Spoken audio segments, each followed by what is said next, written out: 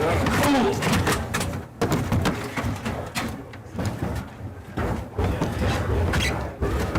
did I do? I'm hearing volume, so Are you not hearing yourself? I'm not hearing anything. What about now? Nope. Now?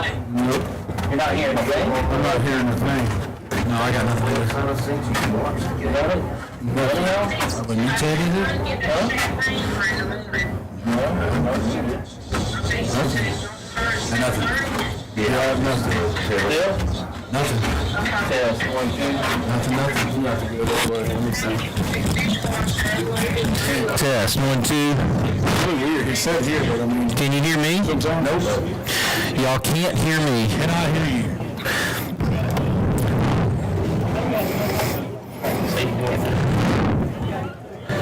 Test 1, 2. Yeah, he's filming for us. Test 1, 2. Test. No volume. No volume. Nothing. That is so weird. Alright, let me see. Outputs. Headphones. Realize how much my head leans to the right. Like Anything now? no. No, sir.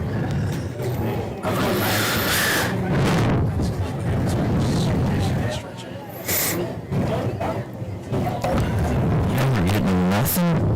That doesn't make sense.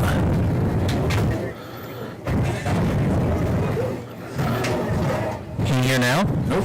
No, sir. Test 1, 2. Test 1, 2. Nope. Nope.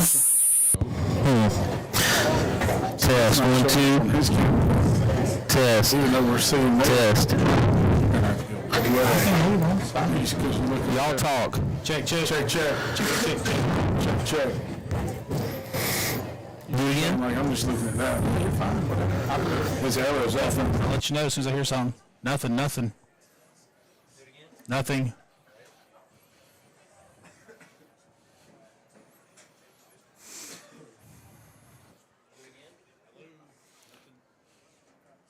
So none of these connect. I mean, are we in? Chickadee check. Czechoslovakia.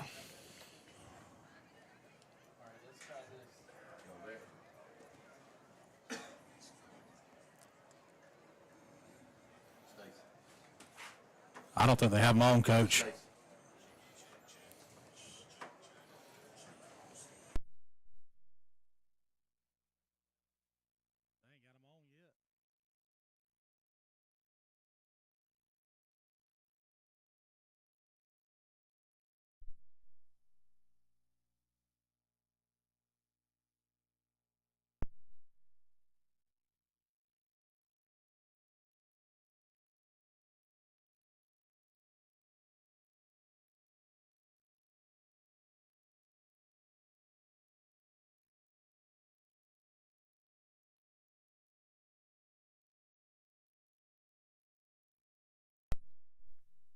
Look how thin I look now. Look how thin I look. Can I stand right here? Like I look a lot thinner now. You're still not hearing anything? Nothing. Look at Joe down there with all his trainers. Roll without hearing it then. I'm sorry. I don't know what's going on with that. I'm just gonna make it tough. Test 1, 2. Try it again. Check. Nothing. Are they? Oh, I see. It's picking up my voice. I see, but I don't. Anything now? No. Are they turned up? Is there some volume? It's picking up your voice. There's no volume control here. No, it's all. That's weird. Because this is what we used the other day, so. Yeah, it worked fine though. Yeah, that's what I don't understand. Check.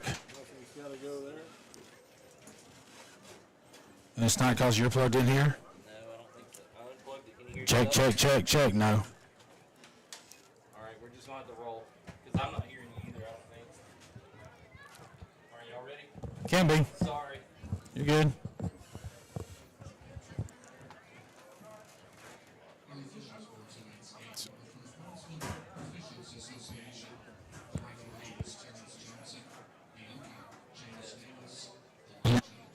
Test. 1, 2, 3. Y'all don't hear me at all either, do you?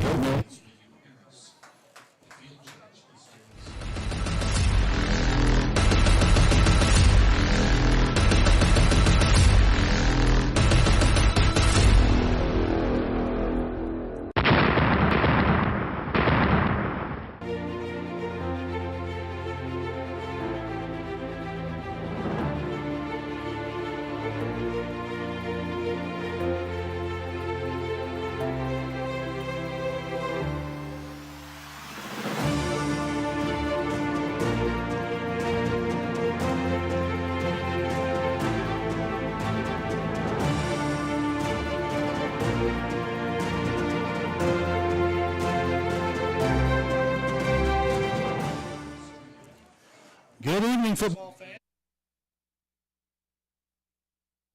Field and the athletic complex from Mount Sales Academy.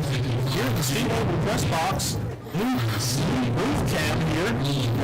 Coach Ken Fowler and Coach Ray Farmer calling the game tonight. Excited to be here. Little cooler weather, Coach. Ready to roll. Absolutely. Beautiful night here in West Macon.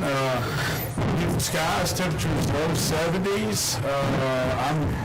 I'm amazed. Mount Sales going with the LSU white at home. As a Georgia Tech fan, you're probably digging the white at home. But beautiful evening here tonight, Coach. I know the Hornets looking to build on last week's win. So interesting matchup tonight. Don't know a lot about Mount Sales at this point. Well, you know they've got good numbers. You mentioned earlier 13 seniors, and we'll get into the starters here in a bit, but 13 seniors, obviously the big size senior class, maybe not so much for Mount Sales, is very much like excluding us. The Westfield, I think, with only 5, so there's a difference out of the gate there. Right, absolutely. Future's bright for Westfield. A lot of those freshmen that play for us, interesting point is Mount Sales has a freshman quarterback. You and I got to defend last year in the middle school game. He's very talented, but I look for, he's a freshman. And I think Westfield's trending up. Absolutely. Dry field tonight, I look for our offense to put up a lot of points. So that, to me, that's interesting. How much better we get, and Mount Sales is kind of struggling right now. Is trying to find their identity, especially offensive. Right. And luckily, when you say we had to defend that young man, I didn't have to tackle anymore. I wouldn't be doing it anymore. So. Absolutely. But our brains. Anyway, the coin toss is just completed, and the teams run back to their respective huddles to try to get ready to run through their run-through signs. It's homecoming tonight here for Mount Sales, so that'll be an interesting little added motivation for the Cavaliers and for the visitors also. It's never fun to get picked as the homecoming game for your opponent, so we'll see if that provides any extra motivation for the Hornets. One thing that's nice about it, Coach, it kind of feels like homecoming weather. How many years have we been in it when we were coaching at the varsity? It'd be hot on homecoming. Might be the first of many fake falls we get here in this time of year, but hopefully not. Hopefully it'll stick around, and we'll be having we'll have a great night tonight, weather-wise for sure. Beautiful skies here above West Macon, and we are going to be teeing this thing up for toe meets leather here pretty quick. And let's get it while we have a minute. Let's get into our keys to the game. And I'll handle the ones for Westfield, Coach, if you want the ones for the Cavaliers. All right. For the Westfield, obviously we need to keep the offense in rhythm. A lot of positive strides made against Fifth Area last week. A lot of yardage put up, particularly in the passing game. So look to continue that. Special teams have to continue to be special. Not much to be said there after that big game-winning kick by our kicker, Weston Rankin. And then finally, we need to tackle well. Mount Sales is very athletic, especially their quarterback, as you mentioned earlier. And we'll need to make sure we're not only tackling in space, but running and gang tackling as well. All right, keys for the game for Mount Sales. They need to win the turnover battle. They're going to have to complete intermediate passes in their spread game, use their team speed. Another key to the game, in my mind, kind of having watched a little Mount Sales film, they're going to have to be solid in how they line up against some of Coach Campbell's sets. I got a sneaky suspicion he's going to set them a little bit, maybe outflank them.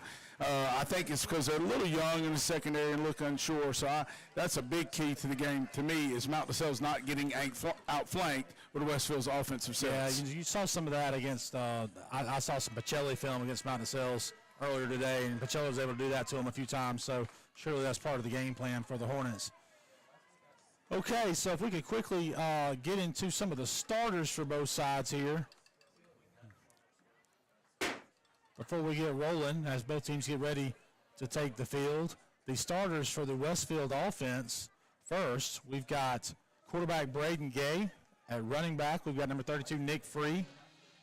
Jackson Hare, this will be the fullback, number 31. Tight end, Trey Hardy. Mason Easom at receiver. Jackson St. Clair at receiver. Across the front, you've got the left tackle, number 51, William Stringer. Number 50, left guard, Matthew Powers. 68, the center, Wilt Leonard. 72, the right guard, Will McLean. And 62, the right tackle, Rigdon McCall. And we'll get some of the more of the starters later as we get ready to tee it up and kick this thing off. Yeah, Mount LaSalle's going with a 5-5 kickoff. We got team speed too. I know we talked about Mount LaSalle's team speed. Mount LaSalle's has Westfield has tremendous team speed. The LaSalle's kicker kicks it to the right hash, and we got a little hole there.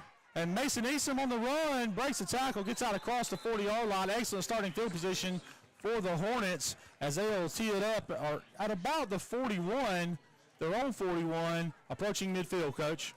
Yeah, that's a great return by Mason. Still kind of young in the return game. A lot of times you kind of see that he was a little unsure that, hey, I'm in space. He'll get better at that. He's got great speed. I'm looking for the Hornets to try some deep balls early, but also wouldn't be surprised if we run off tackle early. I've kind of talked about how Mount LaSalle's likes to sometimes play that inside eye technique with that defensive tackle, and we may go on and ride him down and try to get some numbers in the box. Right now that tackle is inside eye of our offensive tackle, which tells me we may down block and kick some. As we got Matthew Powers as the power H-back on the lead. Not much cooking there for the Hornets as LaSalle stuffs the run up the middle. I can see some, and we'll talk about the Mount LaSalle's defensive starters here when we get a chance, but I can immediately see a good-looking defensive end out there, Coach. Yeah, decent size up there. Mount LaSalle's will play some 3-4 principals. I know they'll play some quarters. They'll give kind of a soft cushion. On film, it doesn't look like they get the greatest back pedal at times. I think we might try to stretch them deep, try some deep balls, especially to the single receiver side. Sales comes on a middle linebacker blitz. Gay gets the ball away, but Easom couldn't come down with it. It's going to bring up 3rd and long, maybe 3rd and a long 8 for the Hornets. Yeah, 18 for Mount LaSalle's on the coverage there. And his number is Christian Rogers. LaSalle's trying to be very aggressive, trying to get to the quarterback to prevent some of that Hornet passing game as they respot the ball to make it a 3rd and 9. The Hornets showing a trips look here with a solo receiver to the other side and Win Hoots. And he got a wheel up the sideline. He's got his route. Oh, but he likes the post, and he's got Trey Hardy, and he's going to the house on a skinny post or a seam. Not sure what you want to call it, but Hardy on the spot. Braden Gay dropping dimes, as we've seen over and over again this season, Coach. And that puts the Hornets up early, 6-0. And that's bad secondary play by Mount LaSalle's. I mean, you're in 4 deep, and you let a guy split the seam. Their defensive coach is not going to be happy about that. You've got to probably be inside the hashes a little bit based on what that play was pre-snap. That was a great throw, a great read. Gay getting a little comfortable back there in the offense over the last 2 games. Yeah, put up 350 last week as Weston Rankin's kick splits the uprights to make it 7. So I just realized, Coach Fowler, we don't necessarily have to stand in front of this camera as I look at the actual game camera. Yeah, Brett's got us all confused up here getting so fancy, but we're trying to work with it. He's trying to work with little talent around here. Right. But we're doing the best we can. Might be some technical difficulties tonight, guys. We can't hear ourselves. Brett says he's getting it right. And we're all right, so let's get some starters. This is the Mount LaSalle's offensive starters. So we'll look at quarterback, number 3, Xavion DeShazer. Number 17, the running back, A.J. Cook. Number 11, the wide receiver, Eli Fisher. Number 5, wide receiver, Lawton Hall. Number 16, wide receiver, Tyner Rowley. Number 4, wide receiver, Davian Williams. And across the front, 57, left tackle, C.J. Story. 55, left guard, Jacob Harbin. 63 center Eli Cronick, 71 right guard Bryant Rowland, and 75 right tackle Horace Sanford. As we get ready for the Hornets to kick it off, ranking from the left hash. He did a really good job last week, Coach Fowler. Right, he did. As the keys of the game stated, special teams need to stay special. So we're looking to really try to be careful here with all the athleticism of Mount DeSales. As Rankin tees it up, gets the foot to it, and actually pushes it to the right. It may work out for the Hornets, and it does. Helped out there a little bit by the DeSales player as he kind of grabbed it as it was going out of bounds. It probably cost him about 15 yards, Coach Farmer. Yeah, that's you got to. This field has one of the biggest crowns in all of Middle Georgia. And by crowns, let's explain what you mean by that. Well, a lot of fields, everybody thinks the football field's flat. Yep, NFL fields, turf fields, they are flat. But a lot of grass fields, for proper drainage. John Miller's used to have a big crown on their field, but it's significantly higher in the middle of the field and slopes, especially from the hash to sideline. I would say probably the three most crown fields I've ever seen are Mount DeSales', Stratford's, and John Miller's back in the day. Everybody else's seems a little flatter. So Mount DeSales comes out in a two-bag set, trying to run a little running back sweep, and he has nowhere to go. Breaks a couple tackles, but the Hornets are rallying to the ball. Not great tackling to start, but you really like to see the way the Hornets are rallying to the ball and gang tackling. All 11 green jerseys ended up around the ball, Coach. We seem to be getting more comfortable on our defense.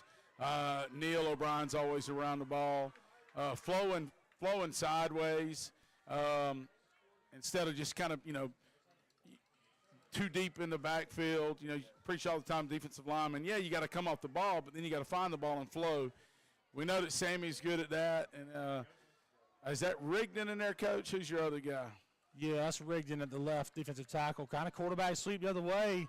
Rigdon McCall kind of makes him bounce a little bit, and the Hornets are there, and they continue to go backwards. Brock Johnson. I see Brock Johnson up from corner. Yeah, number 11 on the play. Dean Massey flowing down the line of scrimmage from his inside linebacker spot. So, again, a lot of Hornets rallying to the ball. And this is not what you want to have your first series if you are an 0-3 Mount DeSales team. Well, third and a lot. If history is any indication, I think we're going to be seeing a deep ball here, just a thrown up ball. Yeah, and look for the, you got two choices as a D coordinator here. You can play soft, or you can go with pressure. Will we bring pressure or will we play coverage? I think we're going to bring a little pressure. We did bring pressure. Quarterback escapes the pocket, but McCall has him hemmed in, and he's got job. nowhere to go. And great pressure from McCall, keeping him in the pocket. And who was that flowing to the ball, Coach? Is that Neil O'Brien? Neil O'Brien. Jackson Spence doing a good job flowing. Well, you couldn't ask for a better start defensively there, or obviously offensively as well. Now as the Cavaliers get ready to kick it back to the Hornets, and quickly as we get ready to punt, let's look at the defensive starters. You can see them there on the screen. Same starters we've had for the last couple of weeks. Jackson Spence at nose, Sammy McGee and Rigdon McCall at end. The linebackers are Neil O'Brien, Michael Easom, Dean Massey, and Thatcher Reddick. Wynn Hoots and Jackson St. Clair at corner with Will Simon and Hunter Massey. Hornets get the punt blocked. It's going to roll to the back of the end zone for a safety. We can get a replay on that. We will take that. See who got a hand on that. And here's your replay. Oh, that is really collapsed the middle of the front there. I think Neil O'Brien was in there. I can't see clearly who blocked it. Having to step up and see this camera. I'm wondering when we're actually on, Coach. You and I. We got all this up here, and I see a picture of us, but then the game cast is the big picture. Right? Oh, there we are. Oh, okay. I wasn't asking Brett to do that, but yeah, asking you shall receive. Yeah, right? That's what you get. Thanks a lot, Coach. Yep. Notice you went with the black. I went with the green. Well, I don't want anybody to think we were twins. They definitely know we're not twins, Coach. That's okay, though. I'll be your twin. Not Siamese, though. That would hurt. So after the block punt that rolls to the back of the end zone for a safety, the Cavaliers will have to kick the ball away from the 20-yard line. Little JJ Cam. Little JJ Cam. There we go on the sideline with the Hornets, seeing some of the trainers and players. Well, We talked about special teams earlier. So you have a choice here as the kicking team after a safety. You can punt the ball or kick it off a tee. The Cavaliers have chosen to punt An it. interesting note here, receiving team sometimes will get fooled and try to let it go like a normal punt from scrimmage. Yeah, but it's a live ball. It is a live ball because it is a kickoff. We have a stoppage of play. I'm thinking maybe they had not blown it in yet. And a lot of coaches purposely do that when they've unfortunately had a safety. They'll do that punt because occasionally you'll get somebody mess that up. Right. Some guys will choose to kick off, regular kickoff. This one he angles the other way, really gets a hold of that. But he's Eason's probably got it out-kicked again. his coverage. And got a seam up the side. Oh, we got a ball. That one's coming back, I think. There's a flag behind the play, but the field position is set up across the 50, which is great for the Hornets. But let's see what the flag is. If they Got call holding, I know it was not Trey Hardy. I would have a bone to pick there because that was a great block by Trey Hardy. He was fit up well, but I think it's usually a block in the back or holding in these situations. Well, that's obviously going to be a big dent in the field position for the Hornets. You were looking at starting close to the plus 40, but instead you're going to be 10 yards from the spot, right? So it'll be back close to the 30-yard line.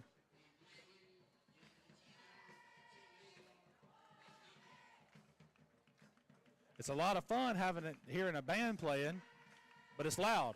So it's tough to hear sometimes up here. We're having so if you feel like we're shouting, we apologize, but the band's quite loud, and the DeSales has dressed out about 4,000 cheerleaders tonight as well. So they've got the elementary cheer girls cheering as well. That's all very loud and cheerful. Is that a word? Cheerful. There we go.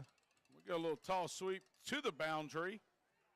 O'Brien tries to bend it back, but can't. Maybe gets back to the line of scrimmage. That's about it. Coach, they were naked back over here. They had kind of adjusted their front to the boundary, and I think if those couple of cleats would have stayed in the ground a little bit longer for Eastham, he may have had something back this way. Was that Eastham? I'm sorry. I gave O'Brien credit for that. I may have been wrong. I think it was Eastham. Little orbit motion tossed to the boundary. Kind of saw that in the walkthrough today. We got a little sneak peek at that. That's right. Well, they got them flanked again over here, Coach. Let's see. Eventually, we got to think you're going to run this way. We're going to run off tackle. There's a little quarterback counter. Not much doing there. Maybe a yard for Gay. It's going to bring up 3rd and 8 for the Sales, and 58 on tackle. Try to get you some names here. That'll be 3rd and 8 for maybe a 3rd and 9 for the Hornets. 14 is Jackson Riley. Kind of in the same spot in the first possession. This is where they hit the long ball to Trey Hardy. So let's see what Coach Campbell dials up here. Little Trey set. Hardy again up the seam. He won't seam. Or he might have been throwing that to St. Clair, but either way, Apologize. Work out. Apologize to the Mountain Sales folks. 58 on his jersey was in on that tackle, but there's no 58 on the roster. Sometimes you get that. Kind of looks like new jerseys that they might have broke out. Do they have him on the starters? Because he's not on the roster. On the defense, no, they don't. Well, maybe it's 57. CJ Story, I don't know. I'll tell you, their uniforms actually remind me of West Virginia, Coach. Yep. Good kick from Johnson there, gets it away. Ball's going to die. And Mountain Sales is going to get away from it. So it'll be the Mountain Sales ball at about the 37 or 38-yard line.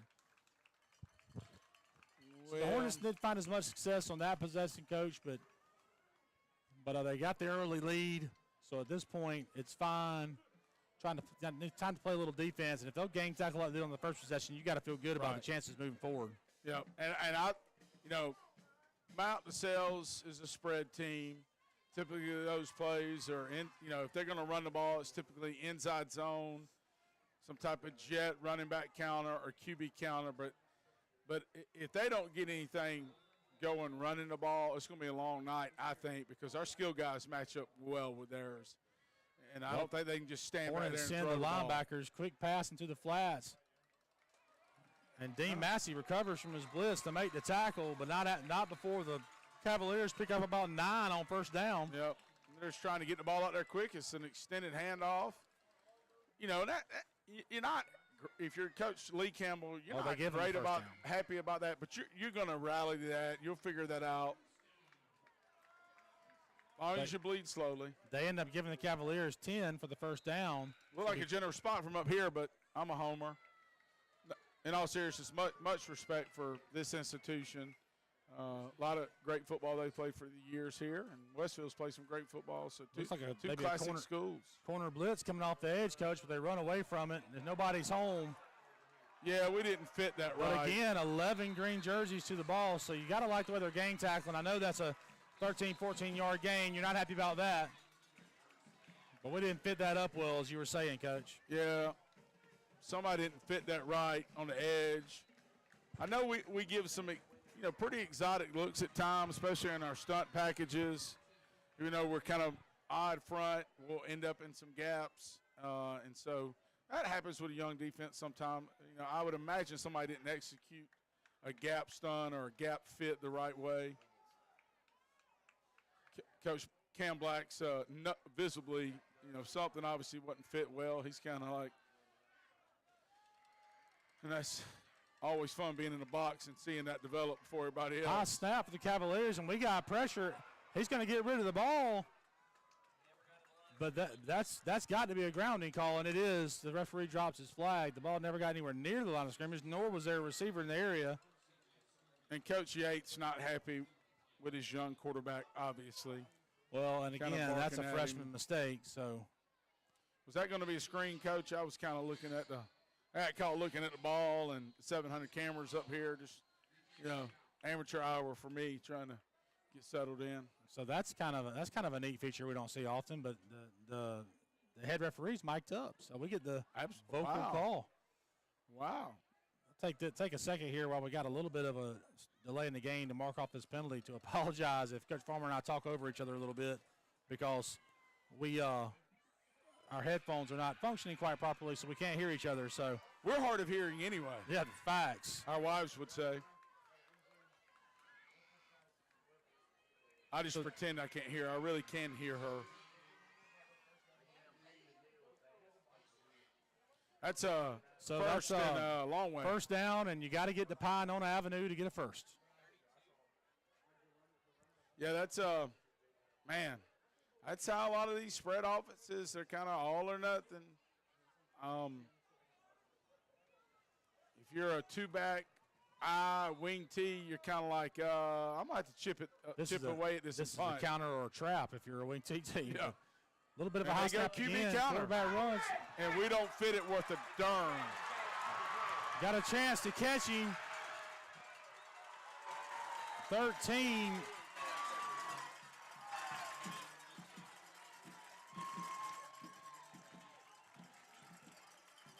The Hornets running down, but the quarterback for the Cavaliers, Xavion DeShazer, breaks a long run on first and forever. So pick up the first, and it was just a bad fit by the defense. Someone made a mistake, clearly, Coach.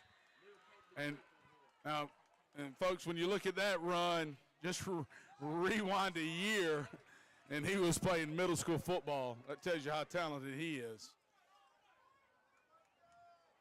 The DeSales fans finally have a little something to cheer about. They're excited. Again, another high snap. Going to throw a little fade route. Hoots is there. They gave it to him. They gave him the catch. I'm not sure it was in bounds. That was out of bounds. I want to see that on replay. Not sure it was in bounds. He also had wind by the back of the jersey. Oh, man. Oh, well, Brett can see it a little better than we can on the replay. He says he got a foot in, but either way, no matter what we think, they gave it to him. So that moves the Cavaliers to 9-6 now with extra point pending. The Cavaliers line up their extra point. Number 25. And the kick is good to make it 9-7.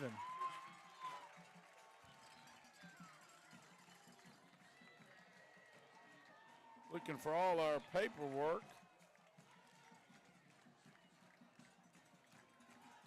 25 for Mount DeSales on the kick. So the kicker is Irvin Cardenas Garcia.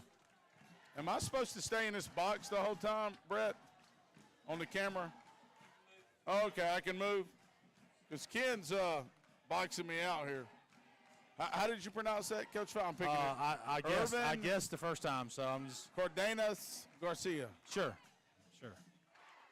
I like Carnitas. Those are good. Still can't hear you, Brett. Hey, Coach, you had a lot of height on that kick, but not a lot of distance.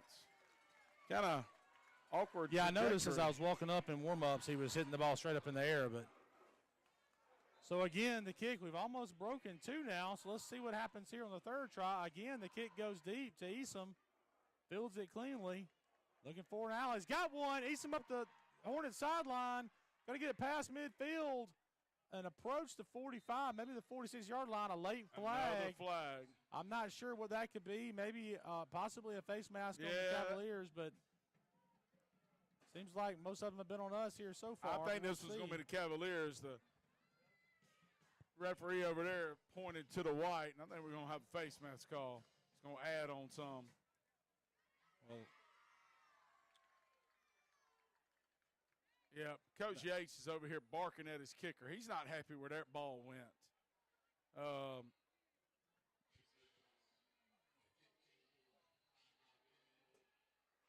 I don't know if you can hear the PA system over the microphone, but referee did confirm there was a face mask penalty, a 5-yard face mask penalty.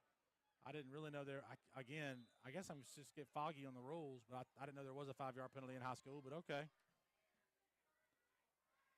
The handoff goes to Nick Free, and he's going to pick up a solid gain on first down to make it second and maybe 6, possibly even 5 for the Hornets. That's a way to kind of stay ahead of the chains there, Coach. Yep, downhill, win first down. Plenty of bubbles in the Cavalier defense to attack. Yep. They're they're not they're an odd, their base is an odd front, but they move around a good bit, it looks like to me. Looks like the same play to Free. Cavalier defense stout there. We're just not getting a lot of movement there. I'll tell you, the defensive end for the Cavaliers, number 12, Joshua Pettigrew, is a good-looking young man. He probably looks to be about 6'4" or 5", maybe 200, and he's 210 a senior, pounds. I believe. I think on the roster we had him as a senior. Who caught that ball for the Cavaliers? Speaking of that, we're kind of all getting adjusted. What's that? Who caught that touchdown for the Cavaliers? I know 12 is a good receiver. I didn't catch for it. them. I don't know. What a great throw by the quarterback. It was. Really good, well-placed ball. A run. A little waggle.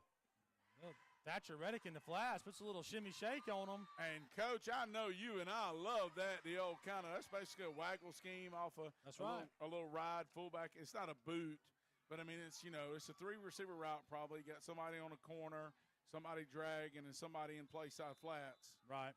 And, any 2-back offense, because I know it looks like we're in 1-back, but that H-back is a running back. It really blocks in our offense, but if you don't cover fullbacks in the flats and 2-backs, you're in trouble. Well executed there by the Hornets, and we got a little backside. And that was hip pocket. I think that was a defensive lineman getting in our hip pocket when we pulled flat, number 35. Yeah, now you're behind schedule a little bit here. Going to look at a 2nd and 12 for the Hornets. Nick Free on the carry. And that guy's name is Carter Sparks, a junior.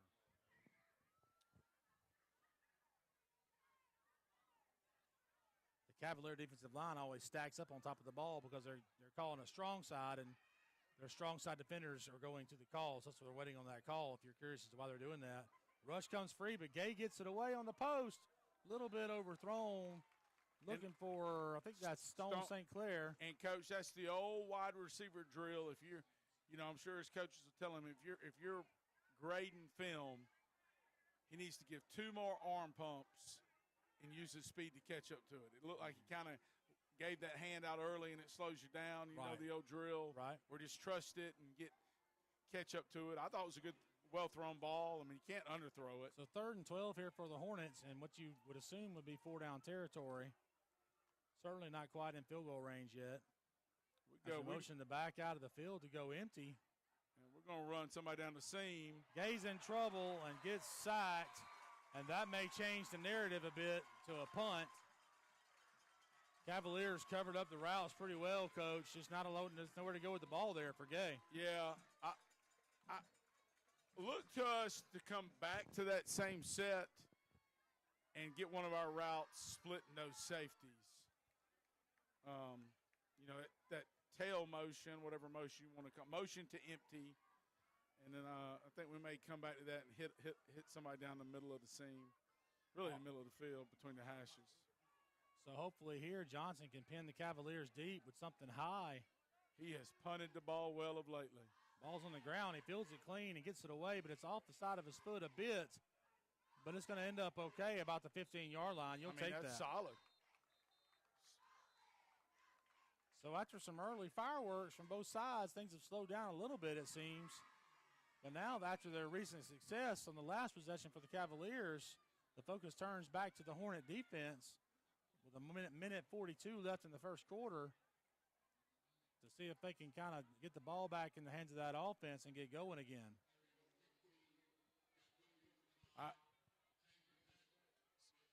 So Coach Yates clearly just wants the ball.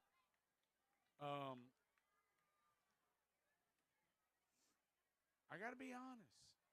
In high school football, I might make them punt it again, just for a little field position. But then he might pin you deep, really deep. That's what might happen. But holding 10 yards. Sometimes declining that penalty indicates the confidence in something you got ready for your offense. So. Well, I wonder if they're going to come back to QB counter. They're in pistol right now. Yeah, a little 3-by-1 look with the back behind the quarterback. As you mentioned, it's called the pistol formation. So, but might shift him over.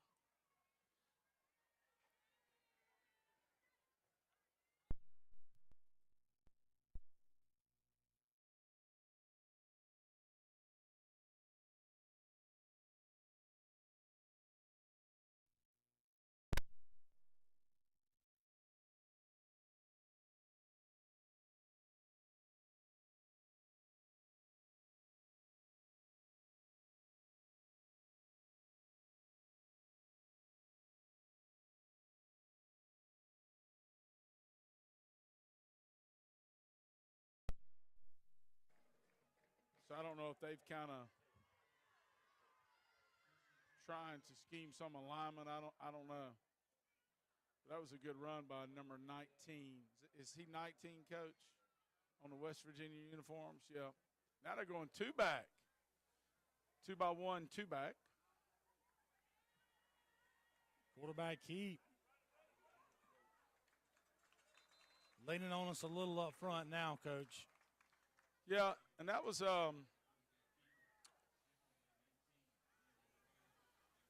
obviously, I want to say Coach Yates' background was I think he played quarterback at Huntington College. Was it maybe a spread quarterback? I know in Huntington, West Virginia? No, I think it's a smaller school in Alabama, Tennessee. So I don't know.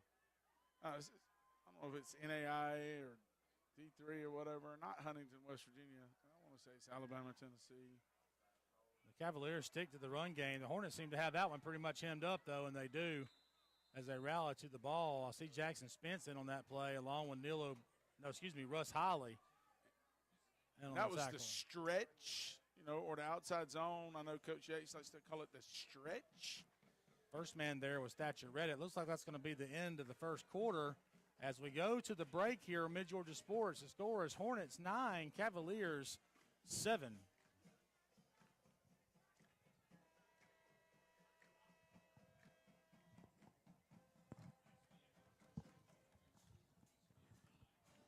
What's up, Houston County? It's Megan. Today we are at the Community Education Department at Houston Health Pavilion with the nurse manager, Miss Danielle Ray. We are here to learn a little bit more about Educare and what it has to offer. So Danielle, tell us a little bit about Educare and what it means and what you guys do here. So we are the part of the hospital that offers education classes to the community. So everything from chronic disease to childbirth to health maintenance, we're here to help the public. Wow, that's awesome. So what kind of classes do you guys offer here? So specifically, we try to help with chronic disease for people with heart failure and diabetes, but we also help with health promotion with things like hypertension, high cholesterol, high blood sugar, and to help people maintain good health with healthy living for life classes and exercise classes. We also offer childbirth classes, Wow. which is fun for families starting out and wanting to start on a healthy path. That's awesome. So who are these classes available to? Is this community-wide? Is this specifically for people at Houston Healthcare? Who is that available to? Available to anybody. Most of them are free. You just call and register. The only one that requires a doctor's order is the diabetes comprehensive class, but everything else is open to anybody, anytime. We offer them monthly, and so you can sign up. Guys, you can go on to hhc.org, check out the events calendar, see what kind of classes they offer at Educare, how you can sign up, and how Educare can help you become #HealthAndHealthy.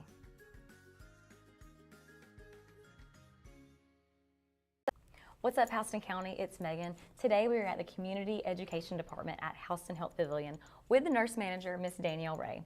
We are here to learn a little bit more about Educare and what it has to offer. So Danielle, tell us a little bit about Educare and what it means and what you guys do here. So we are the part of the hospital that offers education classes to the community, so everything from chronic disease to childbirth.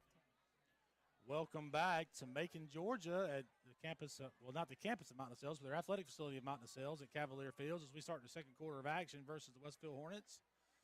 Looks like another quick pass there. Got tipped to the line of scrimmage by Dean Massey to knock down on a big third down play, and that's gonna give the Cavalier coaches an interesting decision. You got to figure they'll punt this one away, though, Coach. Yeah, and that's always the problem with the tunnel screens and the hitch screens and the quick passing game. You've got to get level one defenders' hands down. Dean Massey's obviously a linebacker, so he's not at level one, but I think he was on a stunt, Right. some type of fit up, and so you don't have him accounted for, and you don't get his hands down. We always taught well to punch towards the midsection area. Yeah, I don't. So well, guys will automatically drop their hands and there's defend an old, themselves. old offensive line play. You used to kind of punch guys around the thigh pads, and it's just a matter of biology. Is that old or? I'm not sure that. I think that's still taught. I still teach I it. don't know I'm being honest. I still yeah, teach it. I teach it too. You punch them in the thigh pads, and most players are going Cavalier to put their kicker hands down to protect themselves. Didn't point his toe, Coach. Ball goes straight up in the Yeah, air. you can see the old toe up and the old. You don't, it's not a true S word, the word they don't say in golf that no golfer wants to hear, but that toe goes up and the ball is not going to spin right for you. So the Hornets will take the ball with great field position at about the 42-yard line. We got to get a little more explosive run game going. I think, to open up the pass. I mean, we've already had a big play in the passing game. I look for us to have some more big plays.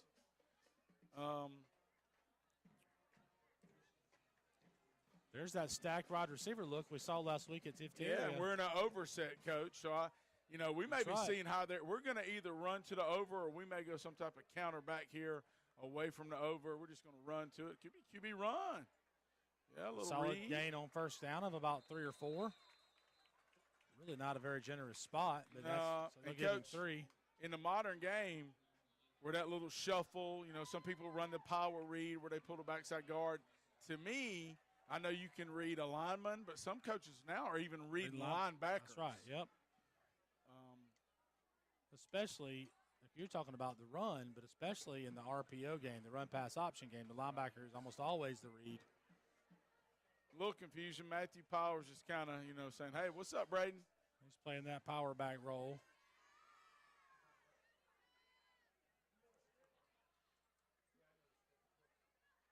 Ooh, big hit there. Yeah. On the ball carrier. 14 for the sales. That's your Reddick. Probably the wrong guy to come flying in on, but. I mean, it was a good play by 14. Just kind of caught it. His name is Jackson Rowley, and his head kind of snaps back on the run fit. Well, and Neal's kind of had that, head lowered. Going to bring up a big third down for the Hornets of about 3rd and we'll call it a long 4. Yeah, and Coach Campbell's going to take a timeout. He's going to want to talk that over. And while the Hornets take this timeout, let's take a quick break and hear a word from our sponsors here on Mid-Georgia Sports Network.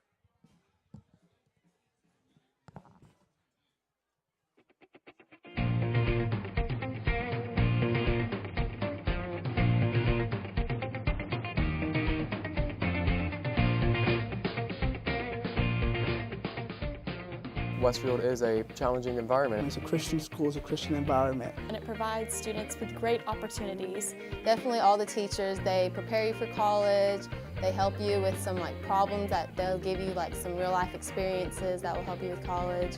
Every teacher that I have in any of my classes is always telling us that they're here after school. They're always willing to answer any questions we might have. Westfield is a harder school, but it challenges you and it gets you ready for college. And I think Westfield gave me such a great Christian environment that I can actually have the freedom to express my faith. Westfield provides a lot of great opportunities for students to learn and for students to grow and for students to learn more about themselves. Had a big 3rd down and 4 play, but I think we've got some early movement on the Hornets, and they'll be going away. He's going to be signaling Mount offsides DeSales. on I'm sorry. DeSales. I missed that. That's going to be a free 1st down for the Hornets. Thank you very much. I actually missed the call because I was fascinated because on the commercial there for Westfield during the break was a young Aiden Mazingo. Yep. And here he is over to our right, a not so young Aiden Mazingo. And still great hair.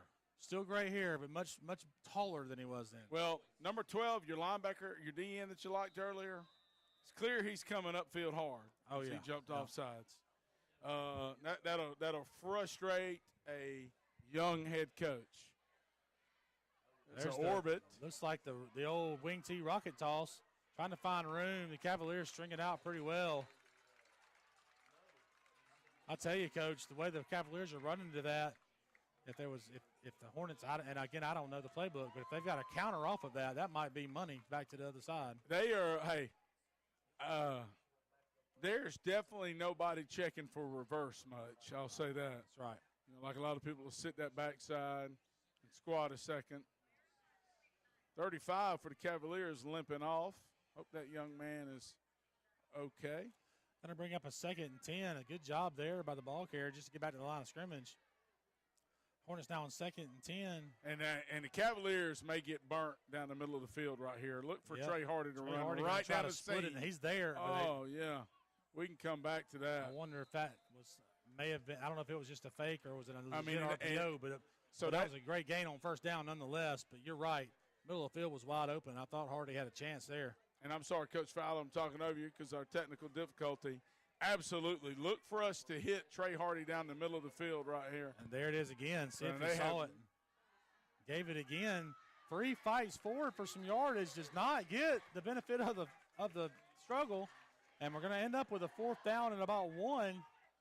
Now, they did run a guy man-to-man with Trey. That's one of these defensive linemen was actually running with him, a defensive end. Now he's dropped to kind of a pony linebacker. So you saw you may have seen the personnel coming off the sideline for the Hornets. So I wouldn't be surprised to see the T formation. Yep. And there it is. Short yardage formation for the Hornets has been good to them all year. Tried to hard count him. Now we're checking back to Coach Campbell for the call. He gets his call, lets his players know, and here we go, 4th down and 1. The give goes to O'Brien, and he's going to have the first, depending on the spot. And I thought he clearly had it. And I think he's got it. He's got it. But I'm going to tell you, I think he cost him at least a half yard on the spot. Yeah, that's a 1st down. You can see it from the top. That is the wingman up top clearly marked that ahead of the sticks.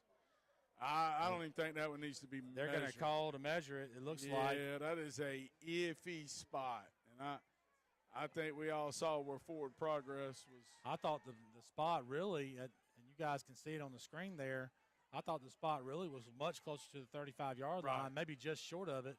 But still, that's another almost 3/4 of a yard further. Looking where those sticks are, I will be shocked if we don't have it. I think we're going to be middle of the football at minimum. Here comes the replay on your screen here as they measure. Yeah. Well, now we go live to the measurement.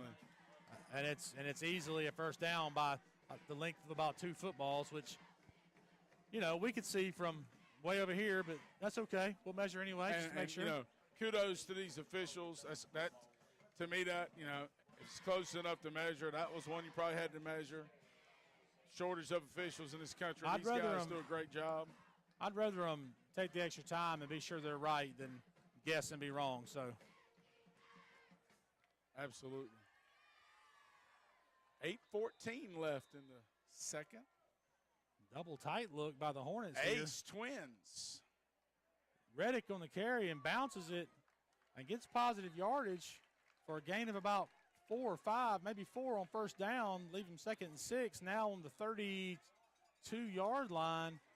Coach, that's the old, people call that package the ace package. You can go ace where you got a flanker on one side and a flanker on the other, but it's 2 tight ends. Ace Twins. It gives people gap problems because you got to defend extra gaps. And the Hornets stay in it. Here we are again in it.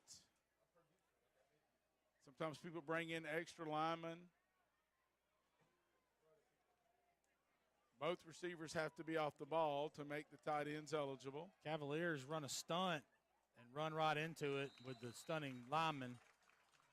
Little egg stunt there from the linebacker and I guess that's the nose. Leave the Hornets 3rd and 5. And again, as I mentioned earlier, this is more than likely 4-down territory as they get close to the 30-yard line.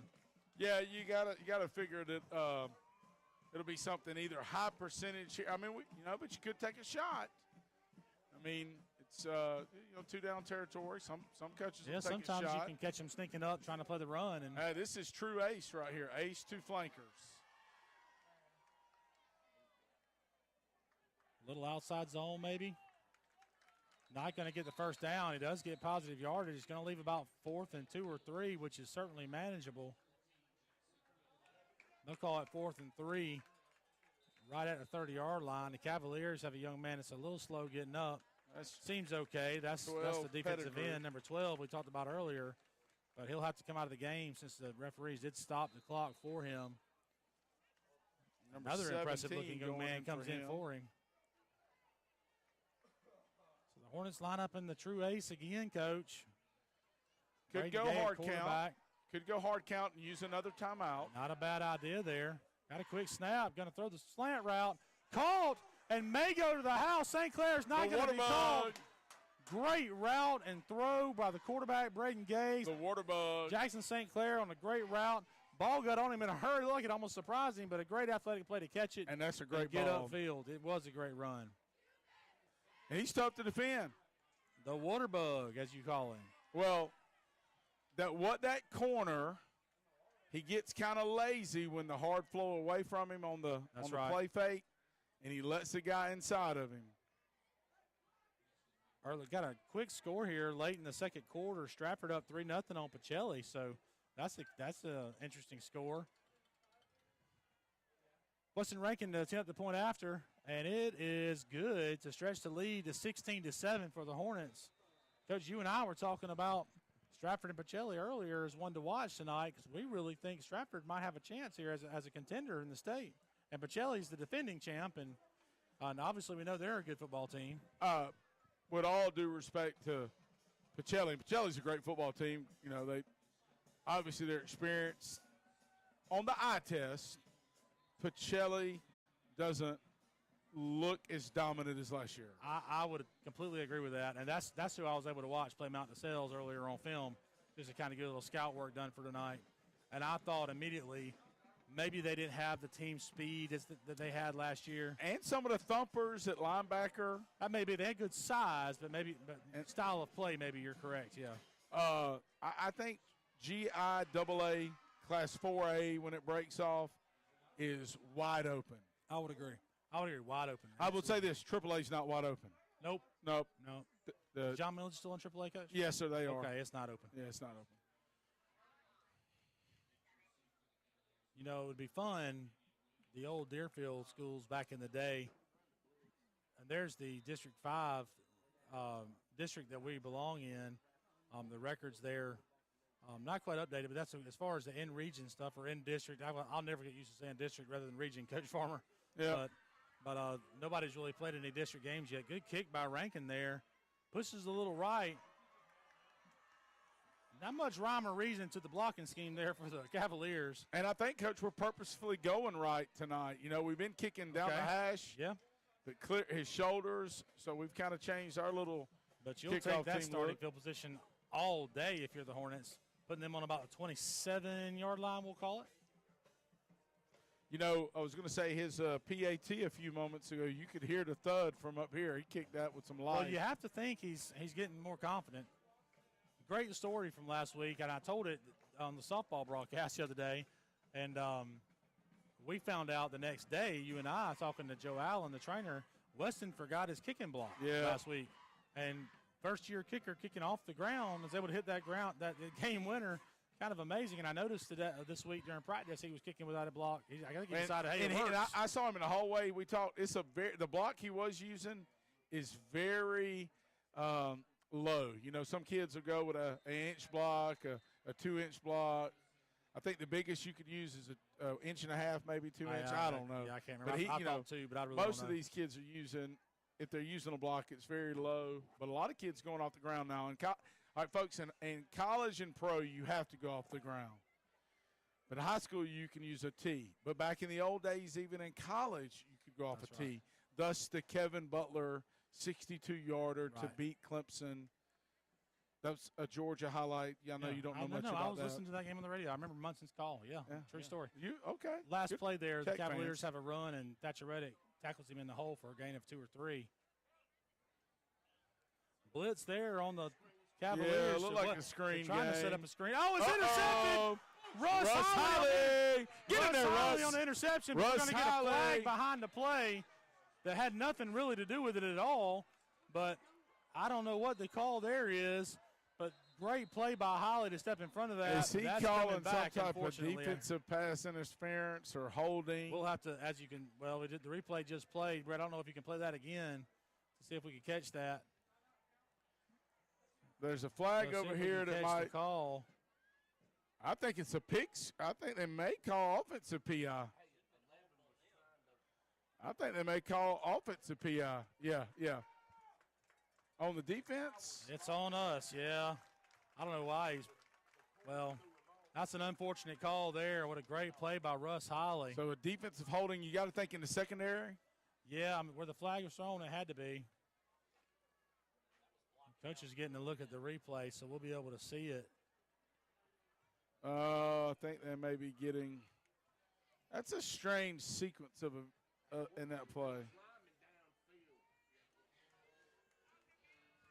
Well, as you can, I don't know if the microphone can pick up Coach Cam Black, but he's upset about Lyman being downfield. So I think they were trying to set up a screenplay, but they end up throwing it past the line of scrimmage, which they can't do with Lyman downfield. And kind of, it's tight quarters up here hearing Coach Black talk, and I would agree with him. There's linemen downfield. It looked like. So I'm a little confused here. Our defense just walked off the field. It looks like our offense is in the huddle. So are they saying it was after the Maybe interception? holding on the return. So is it holding on the return? Yeah, they've set it up for us to be on offense.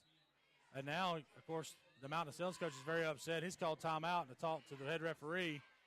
And in the words of Jerry Seinfeld, this is bizarro world. Bizarro world. Well, as we try to get this figured out, Brett, why don't we take a quick break? And we'll see you right back in just a few minutes here on Mid-Georgia Sports.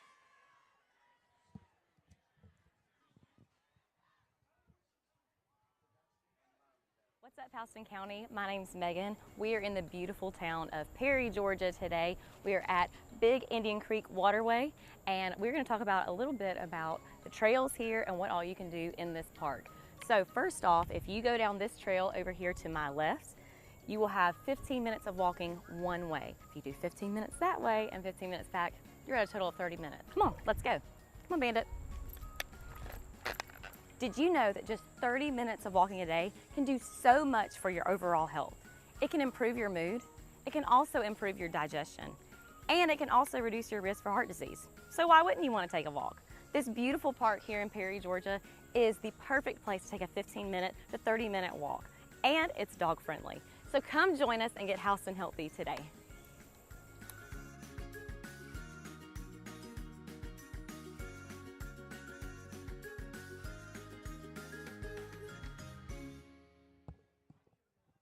welcome back to Cavalier Field, where the Mount DeSales Cavaliers trail the Westfield Hornets 16-7.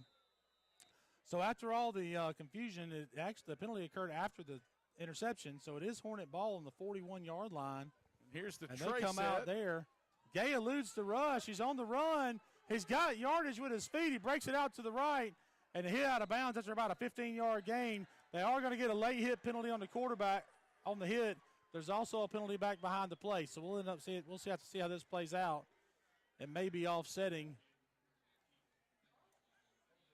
It wasn't a violent hit out of bounds, but he did drag him down out of bounds. Certainly Coach, after he was out of bounds. Coach Fowler, the flag that's right on our sideline looks very suspicious of a sideline warning. Oh, could be a sideline warning on the Cavaliers over here. I mean, that's dropped right on the sideline. That would be ideal because that way we get the play plus 15. Because you may have been barking about the exchange before that. Now the warning, I'm guessing, would just be, that first warning they give. We'll see. But where he dropped it, you're right. That's exactly what it could be. Almost, you look down here and might have been an assistant coach sometimes will get to barking. Coach Farmer said, and he didn't mean to misspeak, he says our sideline because we're on this side calling the game. Yeah, but it's our really the Mount sideline DeSales is sideline, yes. Mount DeSales is the sideline, but toward where we're at. So the referees are hashing it out. Seems like we're going to have one of these little huddles after every play. Not that I would ever know anything about sideline warnings. Way to go, Coach. All I know is we got a big win in a state championship game in 2013. Right. Against Stratford that helped us go down and score the winning touchdown. Need some Jeopardy music here for the referees, Brett. And this is the sequel to Bizarro World. I always go back to the Bull Durham quote. Sorry? Kendall, always go back to the Bull Durham quote on the meeting on the mound. Candlesticks make a nice gift. Let's see. Coach, in that tray set, which is kind of interesting. Let's see if we can hear the call, Coach.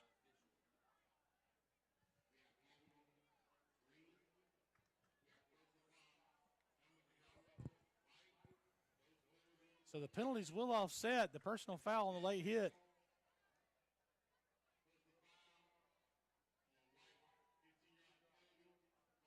Okay, so two 15-yard penalties in the Cavaliers, which one will be enforced back from the original line of scrimmage. But, Coach, did I hear that correctly? They just called holding on our quarterback?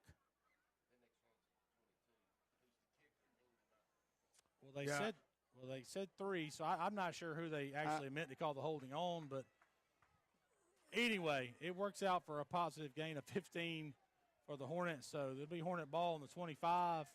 Going in 5 minutes now left in the second quarter. And maybe they meant to call, I don't know, was right. Coach Black saying they said 22 on the holding. Well, that's Weston Rankin. I almost had the skinny or the slant again. Off that same ride action, we hit Jackson St. Clair earlier for a touchdown. That really, I know Mount DeSales loves to go man right here. That ball may have been tipped there. It was tipped, but you know, that is bad man-to-man play to give up that much leverage. You got the fade if you want to come back to that. Run off tackle. Looks like we missed a block. And there's another call, flag. Like. Little flag happy. Laundry everywhere. Got to get a holding call on the Hornets here, I think. So now the Hornets will be facing second and 20. Looks like it happened right at the line of scrimmage. It's kind of interesting, these teams that play quarters, Mount DeSales likes to play cover 4, but then they come up here in the red zone, and they're pressing. And with all due respect, it's going to be hard to press Jackson, St. Clair, and Mason Eason. Well, you could probably say that about several of the Hornets players. It seems like we've got about 6 guys that can really run. All of them built very similar. I mean, Win Hoots. Yep. That's 4. I mean, it keeps going. And here comes, speaking of 6, you got the St. Clair twins out here, not literal twins, but in a twins look or more slotted. Coach, I like St. Clair's green cleats. You got a little swag. Doesn't look like a freshman. Well, it's actually a tray set. There's that seam route, but they got a safety over the top. He scrapes the pocket. He's on the run again, cutting back across the field. Coach, he's got a chance here. Another flag behind the play that I don't know if that's even. They're going to get stone on some type. And I just don't.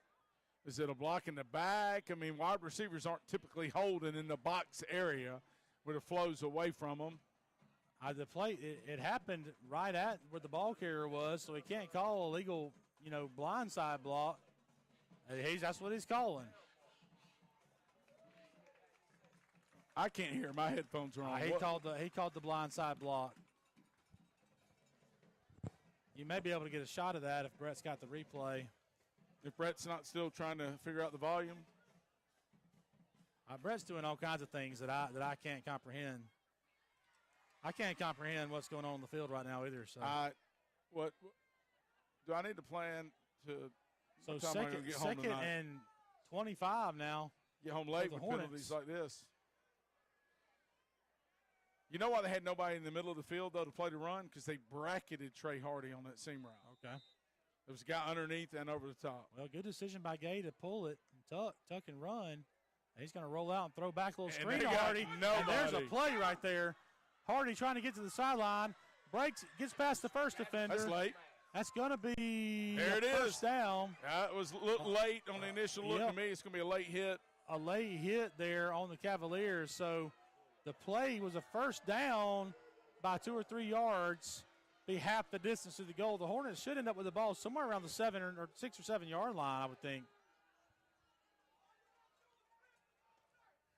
Cavaliers didn't like that call, which is ironic considering they just gotten about 8 in a row on us. Coach, remember we said. You can see the play here, Coach Farmer. Sorry to interrupt you. Remember we said they were naked on flow away.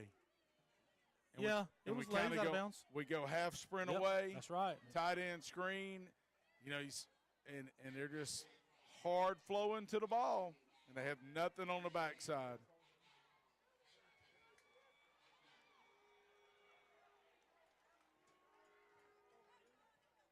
The Hornets now obviously set up in great field position inside the 10, so it'll be on the 7 with goal to go. First down, 4 minutes, 11 seconds left in the half.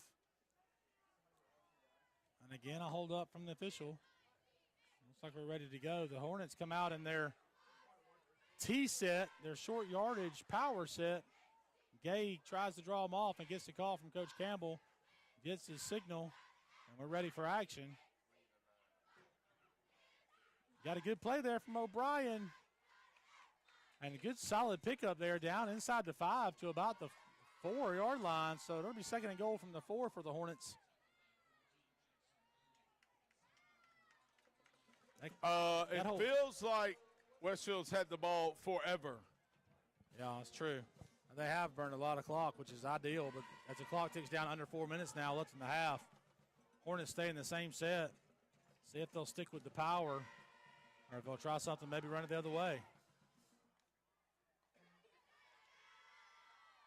Oh, to the second back, and he's through. I think he got in. They're calling him down at the inside the 1. It's got to be at the 1 foot line.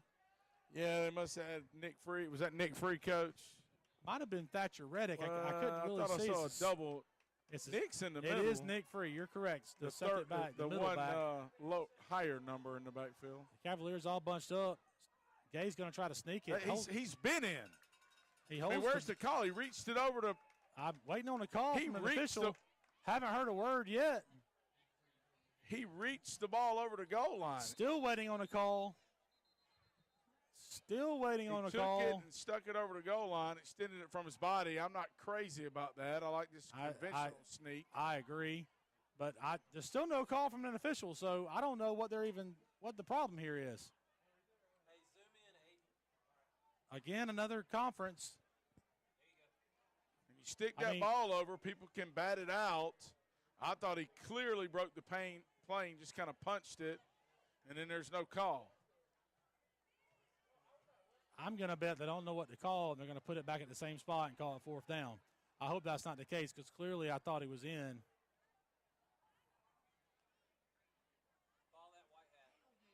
They're saying he fumbled the ball into the end zone, and it's a touchback. That is something I didn't. The ball may have come loose. Yeah, but tough break there for the Hornets. I just, I guess I'm a dinosaur. I know football's changed. I just think when I think you're that close, you don't need to poke it over.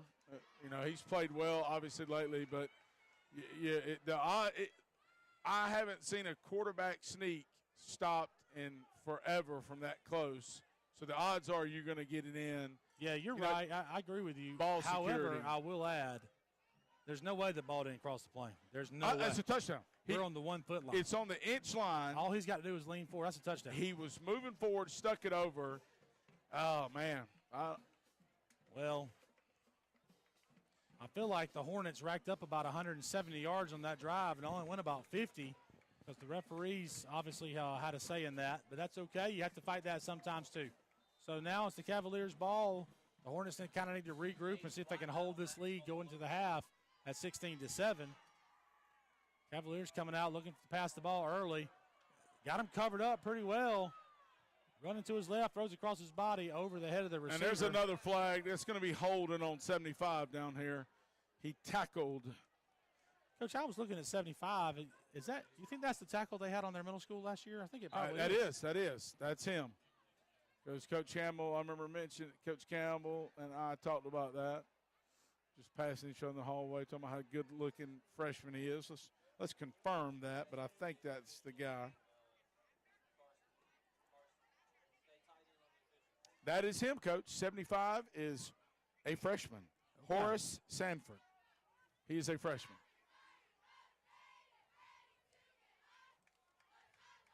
Well, clearly the freshman quarterback, the Shazer, if he doesn't get his first read, likes to start moving, right? So the Hornets have done a good job kind of hemming him in tonight and really done a good job in coverage. Well, minus the one play maybe. If this, but even then, the coverage was perfect. The quarterback dropped a dime. If this pace continues with the penalties and conferences, I may be booking a hotel here in West Macon. That's right. So that's a personal foul, not a hold. So that'll be now first down and 25 for the Cavaliers. And they can kind of get the feel that we had a minute ago when we had the ball. And the game has just slowed to a crawl. Not a clean game, huh, Coach? You could say that. Coach Albert, I'll come back to that after the play. So the Cavaliers line up in a 3-by-1 set. Going to run the football there. Dean Massey swallows it up for a loss of yardage. Probably maybe 5 yards lost in the play. That's going to bring up 2nd and 30.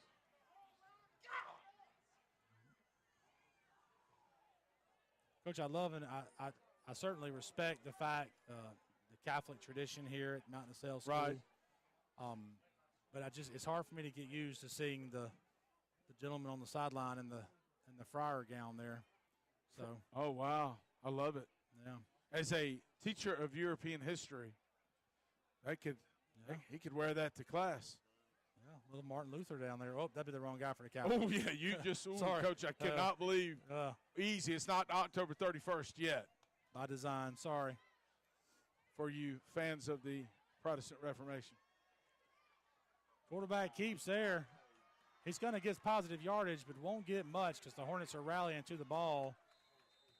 And Coach, that's a pretty good He actually run. picks up pretty good yardage. I guess I should sold him a little short. Gets about 10 or 12 yards. And I keep forgetting that we can't hear each other. So, Coach Fallow, that was a really physical run by their quarterback. It was. And there physical is a timeout by us. called by the Hornets, actually. So with 1:34, let's stay here, Brett, if that's okay. So we'll stay here through the timeout as we close in on halftime. Hornets still up 16-7. 2 timeouts left for the Cavaliers. Hornets down to 1 now. It is 2nd down after a couple penalties, yes. That's right. 2nd down at about 15 now.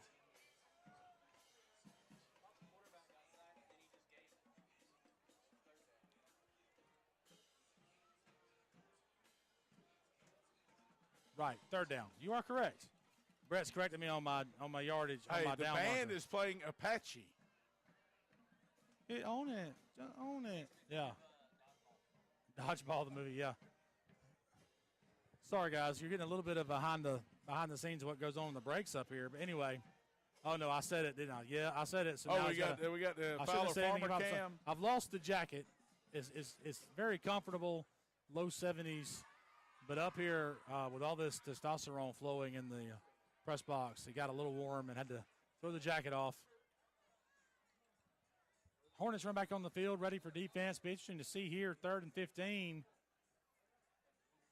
If the Cavaliers decide to be aggressive or maybe try to run a little draw play or screen. If I'm Coach Yates, I'm running the ball and running some clock and then punting it away. Who got the ball coming out first? We did, didn't we? So yeah. It'll be Mount LaSalle's ball coming out. So I'm playing conservative if I'm Gray Yates because you 3-0 at the half. Stratford over Pacelli. Little screenplay. Brock Johnson, incredible job playing that.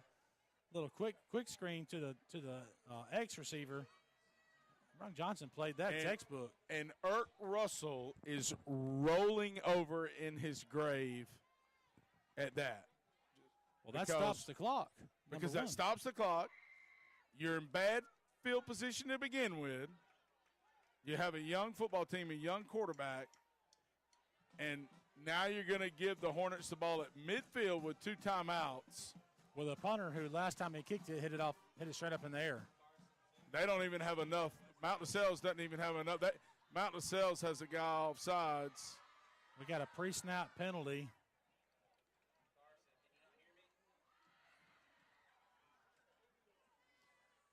Let's see what the call is. He's offsides because he's running on the field late. Oh, I got you. Okay, I didn't catch that.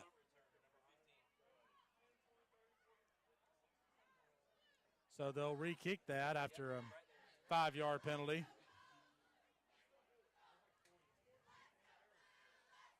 So clearly personnel issues. That's one of those deals. Somebody's probably hurt. And, Coach, sorry to interrupt you, but something that we should have mentioned before. Last time they punt, he got blocked. Or if it was the last one, but we did block one anyway. And there in the Tennessee tight punt, the upbacks aren't the old Tennessee tight butt, but it's kind of a little swinging gate. And Coach, their splits are mighty big for a tight punt. Gets the punt away. It's knuckling towards Esom, and he lets it go. Probably a mistake there on his part, but he may have been told to do that. But that cost him about 20 yards of field position, I think. And that's just – he's got, still young punt returner, hadn't played it a ton. I mean, we're 5 games in, but he's got to catch that. Yeah, that might have meant the difference between going for something and not, but we'll see. Coach Campbell has his tendencies have been aggressive, but he does have 1 timeout in his pocket, so we can use that to stop the clock. Of course, the clock will stop briefly on a first down, just for time to move the chains, and, of course, anything out of bounds or an incomplete pass will stop the clock. So there's certainly time, but the Hornets will have to go 67 yards or so to hit pay dirt. And let's not forget, Rankin's got a little streak going. So I talked to him this week, and he thinks he really needs to be kind of the peak of his range would be the 25-yard line, kicking a 42-yard field goal. Well, and you got 2 timeouts. Look for us, man. I'm Mount LaSalle's the secondary is kind of up. And the Hornets looked good last week in a 2-minute drill. The quarterback run's been good on the scramble. Taking a shot there. There we go. Got the pass completed to Jackson St. Clair. He's going to be tackled after a 13-yard gain, but the clock will stop to move the chains. That's a great deep out. That's a great ball by Braden Gay. And the referee could have helped us out by throwing a better ball to his buddy. So chains haven't even begun to move yet, so thank you, Mr. Chain Holders. That's it, Coach. We were ace there, ace principles, ace twins. That's right. We go tail motion and run some vertical routes. Now we see a 3-by-1 look from the Hornets. And we got Mount LaSalle's with a quick timeout. He didn't like the way something looked there, so he's going to stop the clock for us. So we'll stay here. It'll be a short timeout, I imagine. So to set the scene here, we've got 1 minute and 5 seconds left in the half. Hornets are up 16-7 on Mount LaSalle's. Hornet ball, 46-yard line. Need probably for any type of realistic field goal try, you're going to need to get at least 30 yards, I think, Coach. Yeah. I mean, you know, at this point in the season, it might be a blessing to have to see what kind of leg he's got. Maybe try a 35, 36-yarder. Look for Coach Campbell to get in a set that puts stress on Mount LaSalle's. I think that last set was one of those. Their secondary is, kind of uptight. Throws it back on a little tunnel, got the corner blocks. Going to be a first down. Another gain of about 13, 14 yards is going to stop the clock. It's 62 Rigdon McCall. Rigdon McCall really went out and kicked that corner out. That's a great block. 9 seconds run off the clock, but the Hornets moved the ball up to the positive 40-yard line, and the clock just now blown in. Plenty of time, really. We go late substitution. Mason Easom off, who just caught that ball. And I think that's Wynn Hoots in there for him. Hitch and go. Going to take a chance. Slant and go. Throws that one off his back foot to the corner. Almost an incredible play there made by the Cavaliers safety. You wonder if we wanted the double move there to win, because he came on late for Mason. He showed the pump fake. The Cavalier is not on the roster. Not on the starting list anyway. Number 5, wasn't it? Let me see what we got. Coach Number 5 is Lawton Hall, a junior. Okay, so Coach Farmer has the complete roster. I just a senior, have the starters listed. A senior. Almost Coach, 2 plays ago, that was a good run by Mason Easom on after the catch. It was. Sure was. 3-by-1 set from the Hornets. Gay loads up, throws the drag underneath. And Hoots is on the action. He's got to get out of bounds there. And they're going to get a holding call on the Hornets, I'm afraid, to bring it back. That's unfortunate, because that would have been a great play to put us in field goal range. I think they're going to get Stone St. Clair again. It's in that area, and he's kind of. Coach, if that alone doesn't tell you, how excited you should be about the Westfield Hornets. You're talking about a freshman on the reception, blocking being done by another freshman. Did you see the gazelle of a stride, too, after he caught the ball? Oh, here we go. Go ahead. Go ahead and say it. Track guy? Oh, yeah. Westfield track. Is it? I don't know if I did track plug last week. I didn't do track plug. I'm pretty sure you did. Well, were we there? Were we there last week? Then you definitely said something about track. Hey, run track. I don't have that luxury. Speaking of that player, how about girls basketball? No, it doesn't work. I can't hear you. Doesn't work. The headphones are messed up. What'd you say? No, I heard you. You heard me. What'd you say? I can't get a girls basketball plug in.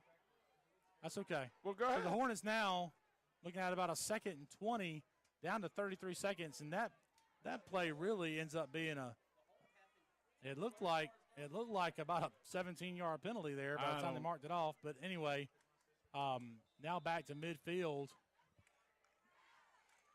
Gay drops. There's the double move. Takes the deep shot. He's the double got a move. Step. Oh, it's tipped and intercepted by the Cavaliers. And a good play. Well, didn't quite. Oh, he got him out of bounds. Okay. So we're able to get the Cavalier out of bounds. There's 21 seconds left on the clock. Ball might have been just a hair underthrown, which allowed the Cavalier defender to run, and it really kind of hit him in the helmet, I think, and bounced up into the arms of the other Cavalier defender. So, but definitely had him beat on the move. But, that's the one you don't mind so much, Coach. You're just taking a shot. It ends up being virtually a punt anyway. Like a long punt. You don't mind that for sure. That's it. Gay might have thrown that ball just a split second late. If I can be critical a little bit, but it was a great ball. So they waved off whatever flag they threw for whatever reason.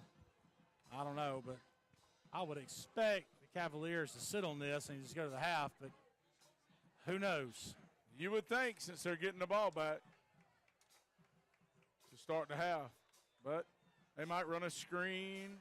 A lot of teams will run screens or draws in this situation.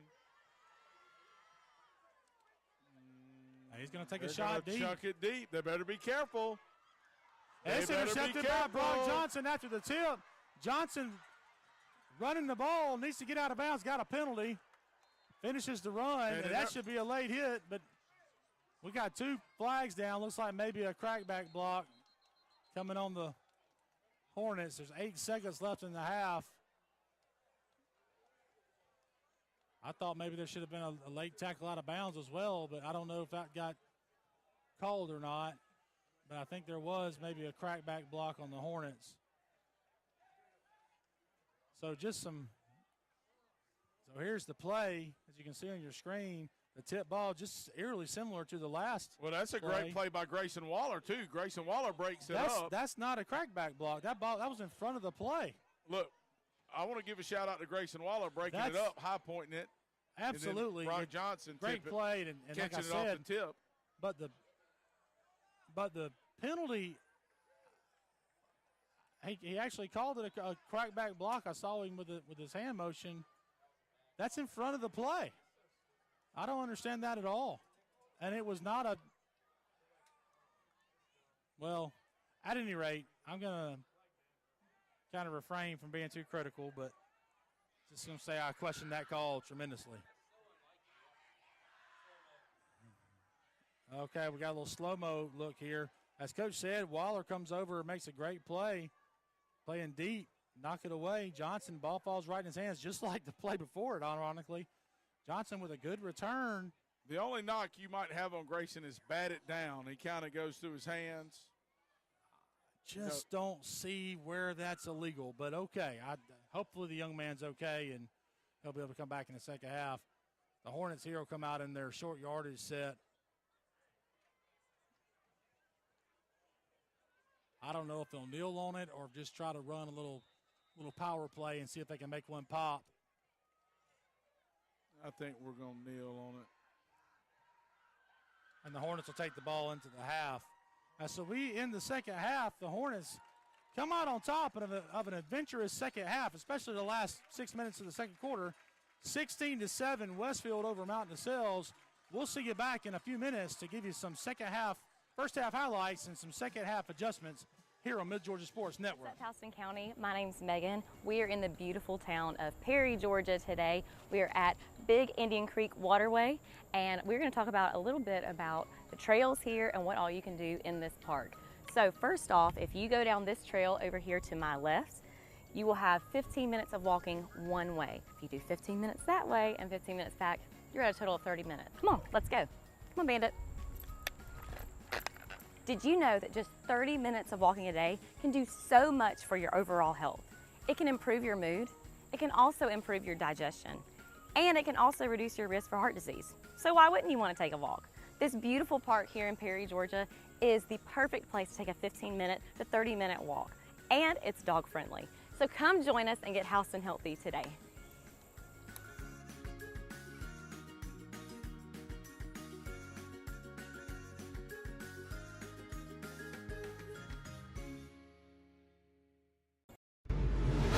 Together. Athletic. Friendships. Confidence. Challenging. Success. Rewarding.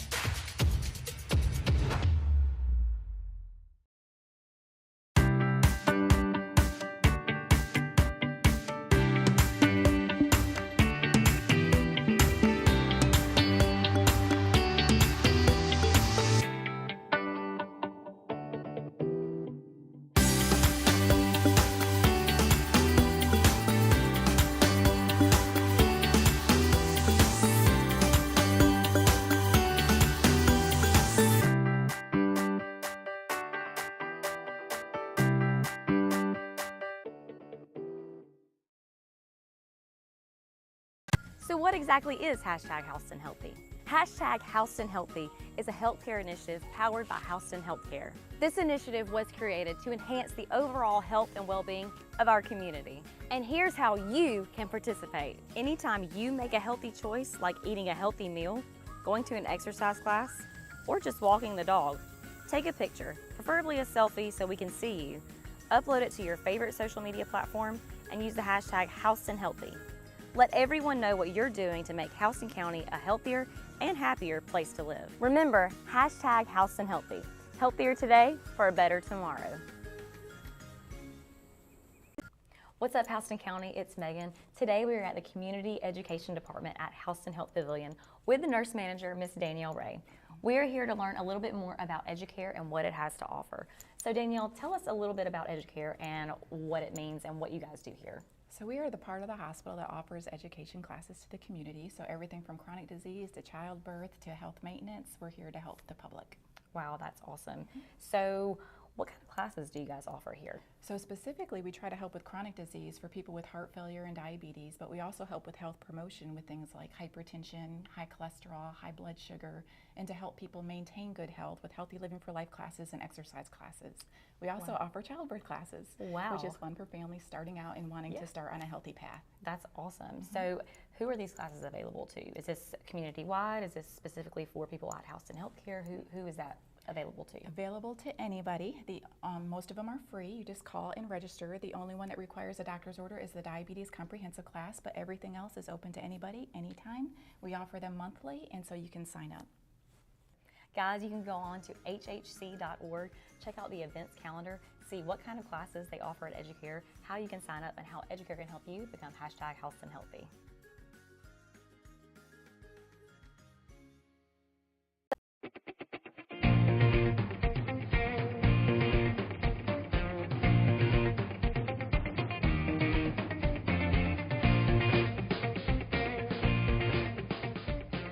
Westfield is a challenging environment. It's a Christian school, it's a Christian environment. And it provides students with great opportunities. Definitely all the teachers, they prepare you for college, they help you with some problems that they'll give you some real life experiences that will help you with college. Every teacher that I have in any of my classes is always telling us that they're here after school. They're always willing to answer any questions we might have.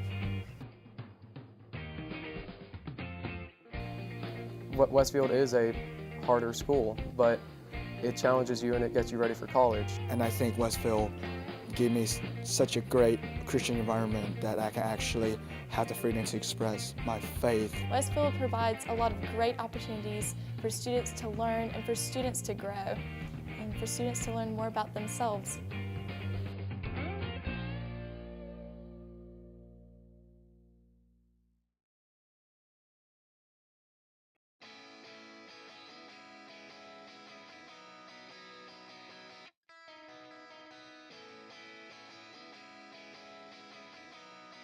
What I like about Westfield is just the family atmosphere that we have here.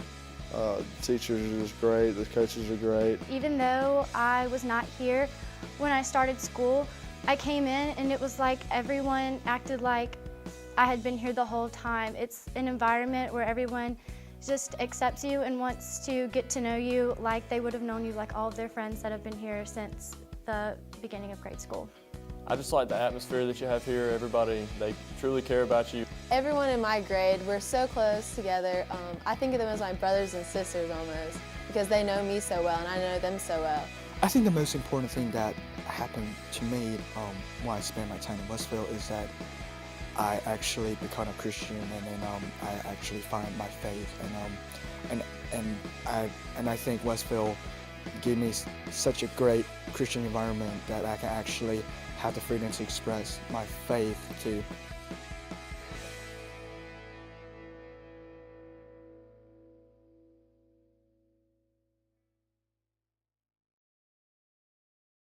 At Houston Healthcare, we're recognized as one of the top hospitals in the state based solely on the advanced medical technology we provide.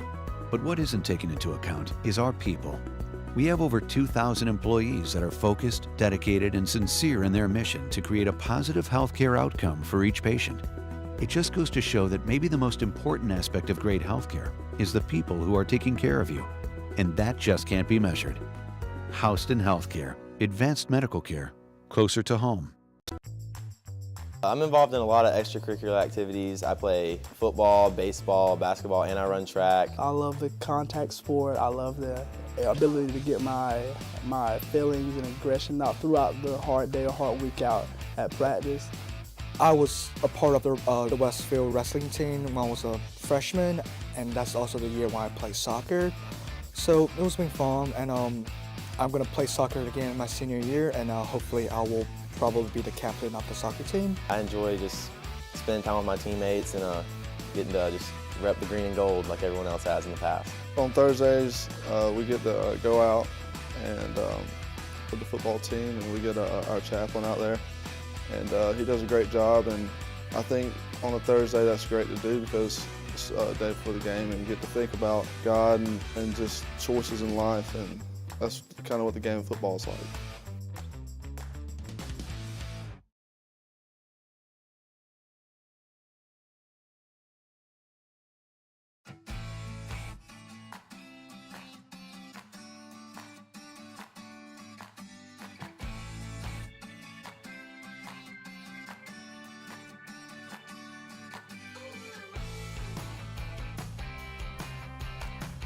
At Westfield, we have different clubs that you can be in. You can choose between like a variety of clubs. There's like culinary arts, there's Key Club, there's Green Team, there's Tri High Y. I'm currently involved in theatrical productions at Westfield. I'm involved with the school's One Act and several plays like Prayer Club, and Tri High Y, and Key Club, and I also dance. For Christmas, we decorated Christmas trees, and we decorated door decorations for the nursing homes here in Perry. And we have also, I've gone and cleaned up some of the parks around Perry. Community service is definitely valued at Westfield. What's up, Houston County? My name's Megan. We are in the beautiful town of Perry, Georgia today. We are at Big Indian Creek Waterway, and we're going to talk about a little bit about the trails here and what all you can do in this park. So first off, if you go down this trail over here to my left, you will have 15 minutes of walking one way. If you do 15 minutes that way and 15 minutes back, you're at a total of 30 minutes. Come on, let's go. Come on, Bandit. Did you know that just 30 minutes of walking a day can do so much for your overall health? It can improve your mood, it can also improve your digestion, and it can also reduce your risk for heart disease. So why wouldn't you want to take a walk? This beautiful park here in Perry, Georgia is the perfect place to take a 15-minute to 30-minute walk, and it's dog friendly. So come join us and get Houston healthy today.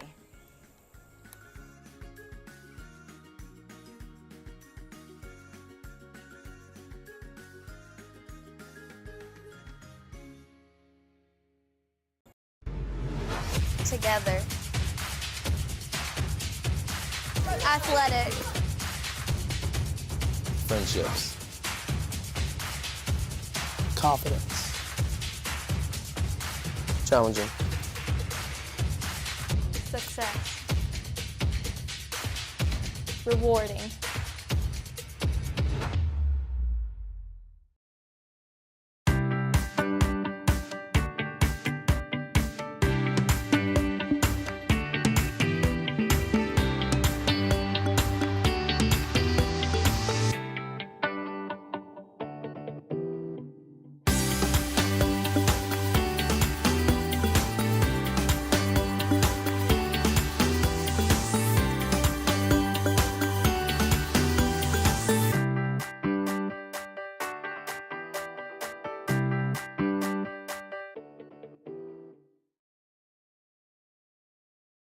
So what exactly is hashtag Houston Healthy?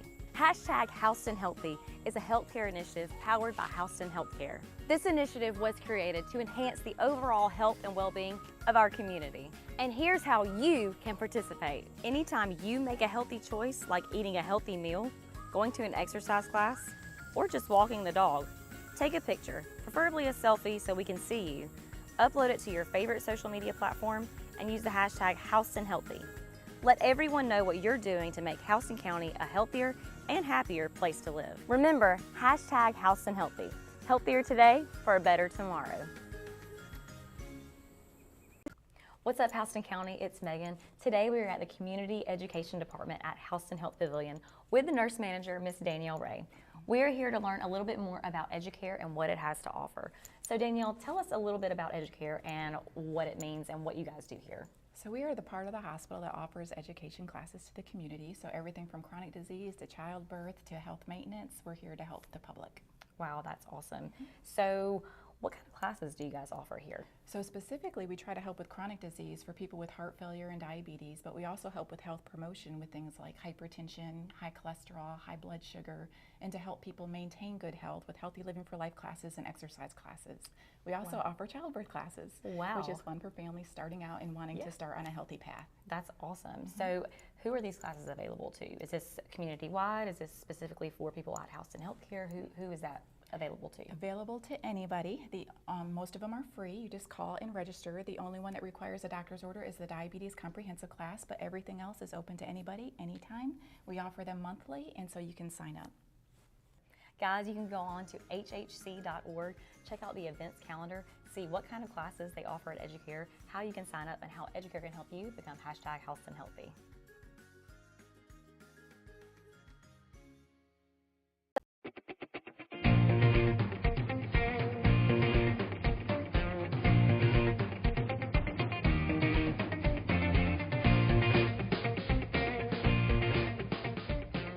Westfield is a challenging environment. It's a Christian school, it's a Christian environment. And it provides students with great opportunities. Definitely all the teachers, they prepare you for college, they help you with some problems that they'll give you some real life experiences that will help you with college. Every teacher that I have in any of my classes is always telling us that they're here after school. They're always willing to answer any questions we might have. Westfield is a harder school, but it challenges you and it gets you ready for college. And I think Westfield gave me such a great Christian environment that I can actually have the freedom to express my faith. Westfield provides a lot of great opportunities for students to learn and for students to grow and for students to learn more about themselves.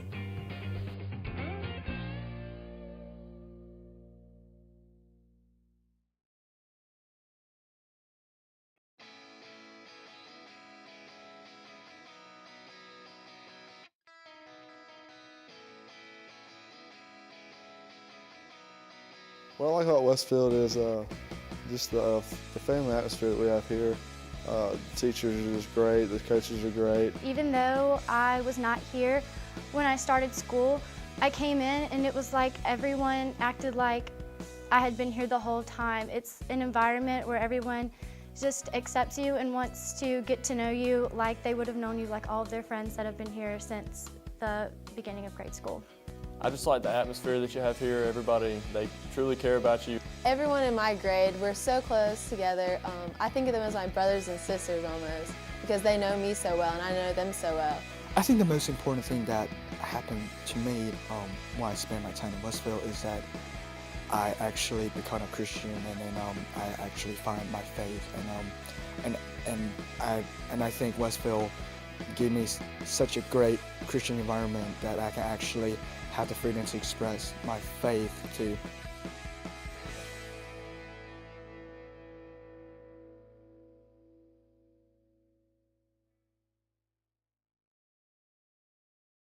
At Houston Healthcare, we're recognized as one of the top hospitals in the state based solely on the advanced medical technology we provide. But what isn't taken into account is our people. We have over 2,000 employees that are focused, dedicated, and sincere in their mission to create a positive healthcare outcome for each patient. It just goes to show that maybe the most important aspect of great healthcare is the people who are taking care of you. And that just can't be measured. Houston Healthcare, advanced medical care, closer to home.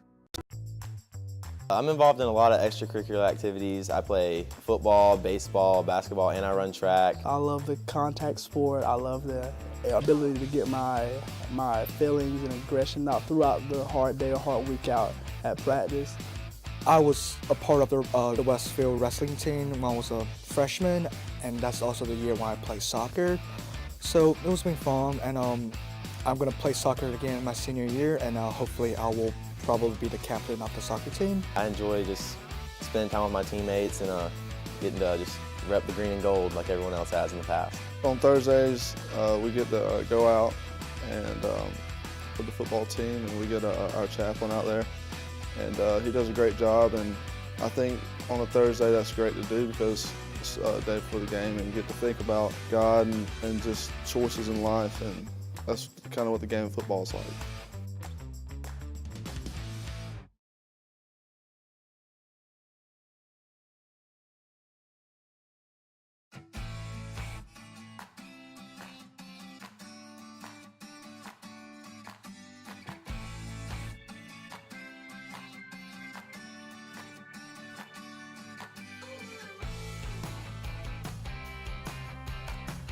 At Westfield, we have different clubs that you can be in. You can choose between like a variety of clubs. There's like culinary arts, there's Key Club, there's Green Team, there's Tri High Y. I'm currently involved in theatrical productions at Westfield. I'm involved with the school's one act and several plays like Prayer Club, and Tri High Y, and Key Club, and I also dance. For Christmas, we decorated Christmas trees and we decorated door decorations for the nursing homes here in Perry. And we have also, I've gone and cleaned up some of the parks around Perry. Community service is definitely valued at Westfield. What's up, Houston County? My name's Megan. We are in the beautiful town of Perry, Georgia today. We are at Big Indian Creek Waterway, and we're going to talk about a little bit about the trails here and what all you can do in this park. So first off, if you go down this trail over here to my left, you will have 15 minutes of walking one way. If you do 15 minutes that way and 15 minutes back, you're at a total of 30 minutes. Come on, let's go. Come on, Bandit. Did you know that just 30 minutes of walking a day can do so much for your overall health? It can improve your mood, it can also improve your digestion, and it can also reduce your risk for heart disease. So why wouldn't you want to take a walk? This beautiful park here in Perry, Georgia is the perfect place to take a 15-minute to 30-minute walk, and it's dog friendly. So come join us and get house and healthy today.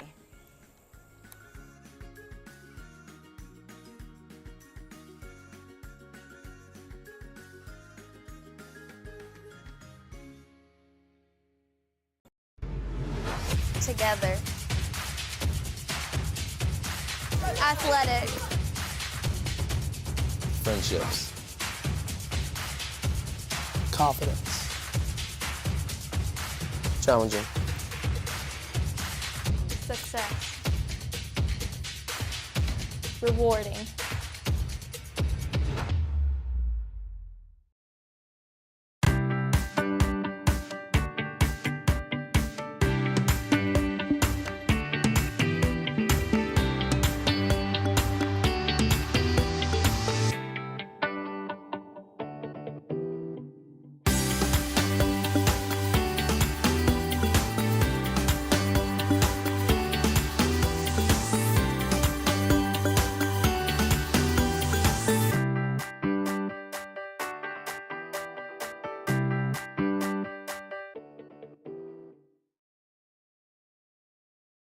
So what exactly is hashtag Houston Healthy? Hashtag Houston Healthy is a healthcare initiative powered by Houston Healthcare. This initiative was created to enhance the overall health and well-being of our community. And here's how you can participate. Anytime you make a healthy choice, like eating a healthy meal, going to an exercise class, or just walking the dog, take a picture, preferably a selfie so we can see you, upload it to your favorite social media platform, and use the hashtag Houston Healthy. Let everyone know what you're doing to make Houston County a healthier and happier place to live. Remember, hashtag Houston Healthy. Healthier today for a better tomorrow. What's up, Houston County? It's Megan. Today we are at the Community Education Department at Houston Health Pavilion with the nurse manager, Miss Danielle Ray. We are here to learn a little bit more about Educare and what it has to offer. So Danielle, tell us a little bit about Educare and what it means and what you guys do here.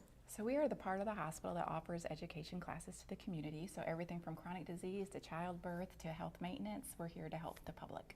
Wow, that's awesome. So what kind of classes do you guys offer here? So specifically, we try to help with chronic disease for people with heart failure and diabetes, but we also help with health promotion with things like hypertension, high cholesterol, high blood sugar, and to help people maintain good health with Healthy Living for Life classes and exercise. Welcome back to Cavalier Field in Macon, Georgia, where as we end the halftime and teams get in their last few minutes of warm-ups to get back going, the Hornets lead 16-7. Cavaliers will receive the ball coming out, Coach Farmer. And how about going over a few things that might have been discussed at halftime for both sides? Well, first halftime adjustment, we can hear each other. That was a halftime adjustment. Way better. Good. Appreciate Taylor, it, Brett. the incomparable Brett Taylor. You know, to me, if you're Westfield, you feel like you kind of ought to be up by significantly more, you know, but you're still happy having a lead. But you want to come out this first drive in the second half and play cleaner defense than you did, kind of some bad run fits. if you're Mount DeSales, you're sitting there going, guys, first of all, we don't need to be punting from this point on, but if we have to punt, we got to clean up some of our special teams. We can't give up big plays in the passing game. We can't play behind the sticks. You know, Mount DeSales didn't have the ball a lot in the second quarter, so I don't know if they really have know even what their identity might be. I don't know what Brett just turned up, but yeah, it's a little background music. Producer Brett Taylor, and you'll hear him on the mic some in the second half. Really got some new toys he's playing with. It's really taking this thing to the next level. But at any rate, Coach, I think both sides had to address the penalties. Both sides really hurt on some big plays, getting called back for penalties. And that, maybe not, whether we agree it was their fault or, maybe something that shouldn't have been called. It was called nonetheless, and you got to play, kind of play as it happens. So that's got to be addressed. But really, as far as offense, the Cavaliers didn't really sustain any drives. They hurt the Hornets with one or two big plays, a well-placed fade ball that was barely in bounds, and we really kind of in position to defend. The kid just made a good play. And they hurt us with the quarterback counter. A little bit, but I know that was addressed at halftime as far as some of the fits they were talking about. So I don't think there's a lot of data for our coaching staff to go on. I mean, we didn't have to defend a lot of plays. So, you're really sitting there going, what are they going to come back to? Well, they're obviously going to come back to the quarterback run, but Mount DeSales cannot continue to play behind the sticks. And I think you're going to see Westfield get some big plays in the passing game. Because Coach Campbell and his staff are going to look at the iPad, figure out how they're lined up. Wouldn't surprise me if we hit some big pass plays and run plays this half. Right, and maybe those pass plays won't be the ball in the air for a long time. It might be something maybe underneath. Yep. Because there's a lot of yards after catch that's available for the Hornets, as we've seen on a couple of plays. I'm impressed with how Braden Gay ran the ball. Heck, every time he runs it, I think we hold or do something. But when he tucked it that one time and had a physical run, got hit on the sideline, and then we had the comedy of errors with all the penalties, it was still a great read. He looks like he's not staring the same receiver down, which I thought he kind of did. Not the same receiver, but his first read. He looked like early in the season he kind of stared at that one and didn't check his progression. Yep. It was a great ball, and he's able to hit that receiver when he's – and we've had – at any rate, there we go. That suddenly got loud. So, sorry, Brett's playing with the microphones again, so sorry about if I seem like I'm scatterbrained, that's all it is. Anyway, we get ready to tee it up here. Weston Rankin receiving the ball from the official on his own 40-yard line. Gets it set in his green tee. Hey, Snoop, bring your green hat. Bring your green tee. Oh, my guy here going old school. Old school Peanuts comics. No, Snoopy? No? Snoop-a-loop. Bring your green hat. I completely missed that. We're going to have a nice little Saturday. At the Mitchapalooza? Old school, yeah, nice little Saturday. Old school, okay, gotcha. I missed that reference completely, sorry. Will Ferrell? Great kick from Rankin. Hangs it up to the right side. The Cavalier returner plays it on a bounce. Not a lot of room unless we lose contain, but we don't. He's trying to reverse field. That is a really good play in space by Jackson St. Clair. He's not going to get credit for the tackle, but he was on an island over here, kind of ducked the block. The Cavalier returner ran about 70 yards and got about 5. So Cavaliers will take over on about their own 25-yard line. Yeah, is the end zone's that way, right? North to south running? That's generally the way you like to run, My yes. guy went, he went east to west. So let's see how the Cavaliers adjust and what they come out trying to do to hurt the Hornets. 3-by-1 set out of the gate.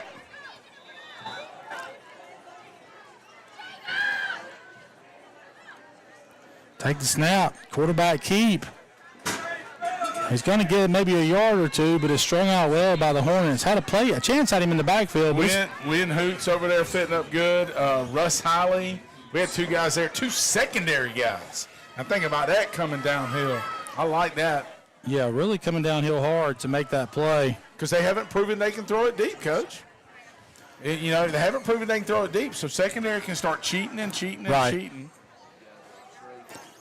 Right. So as you saw that, you see it now as the safety walks up to play the little man. Probably got him to jump. I think there the walk up by Waller there indicated man, which also indicated that they were going to be having maybe a little run blitz or stunt there, and it really caught the Hornets the snap count caught the Hornets leaning and got the 5 yards. So I'll bring up 2nd and 2 now, maybe even 1 for the Cavaliers.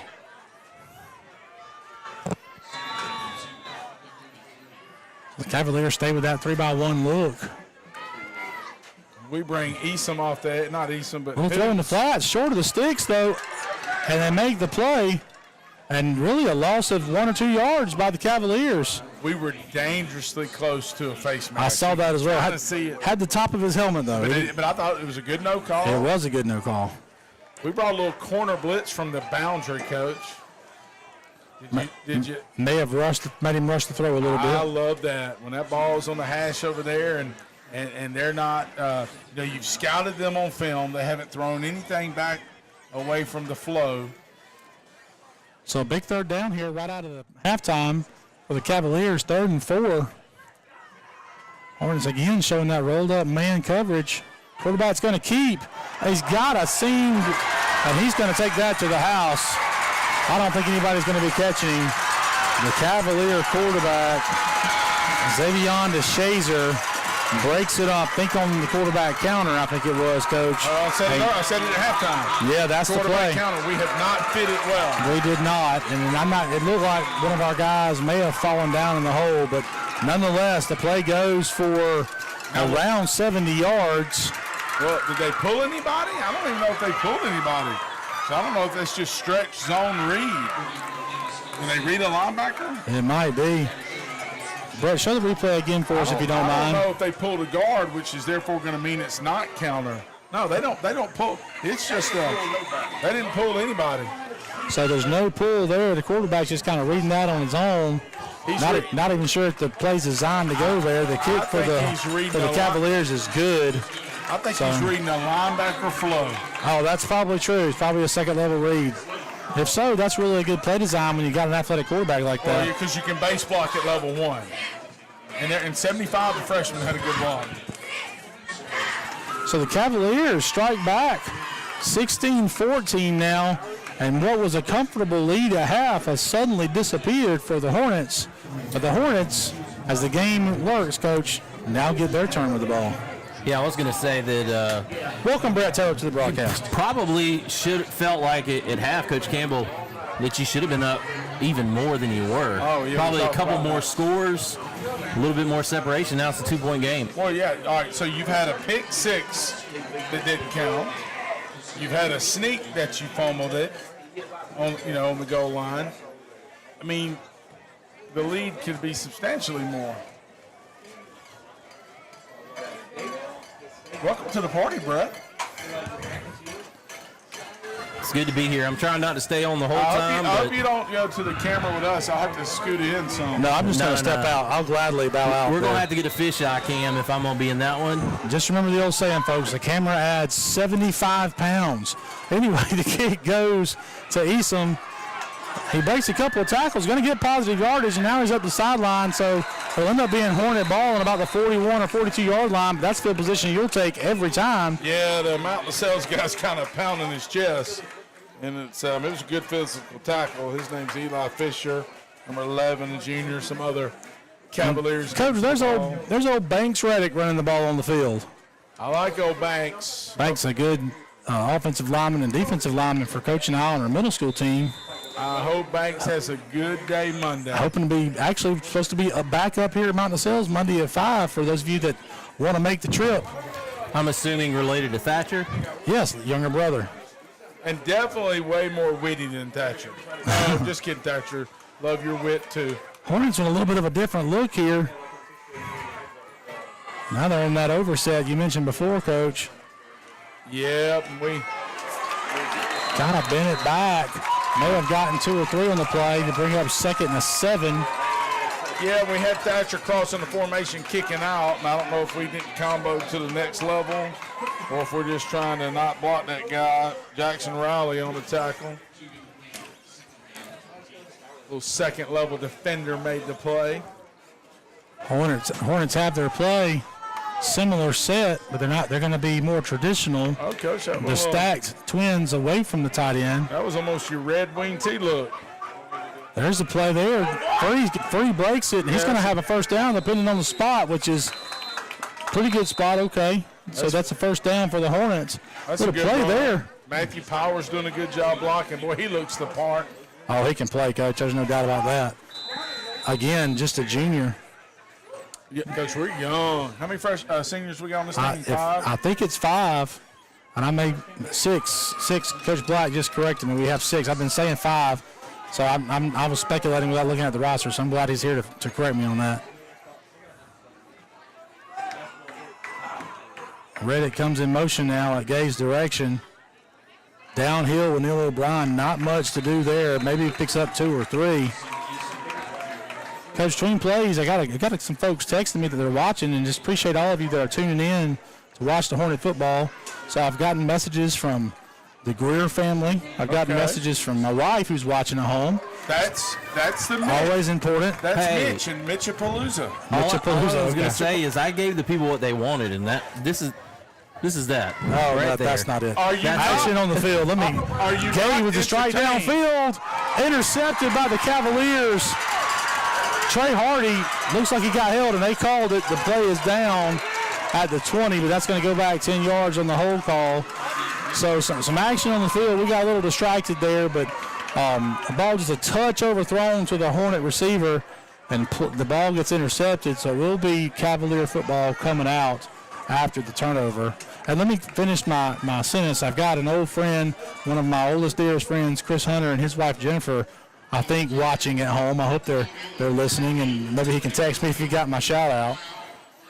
But got some good buddies that I've had friends with a long time.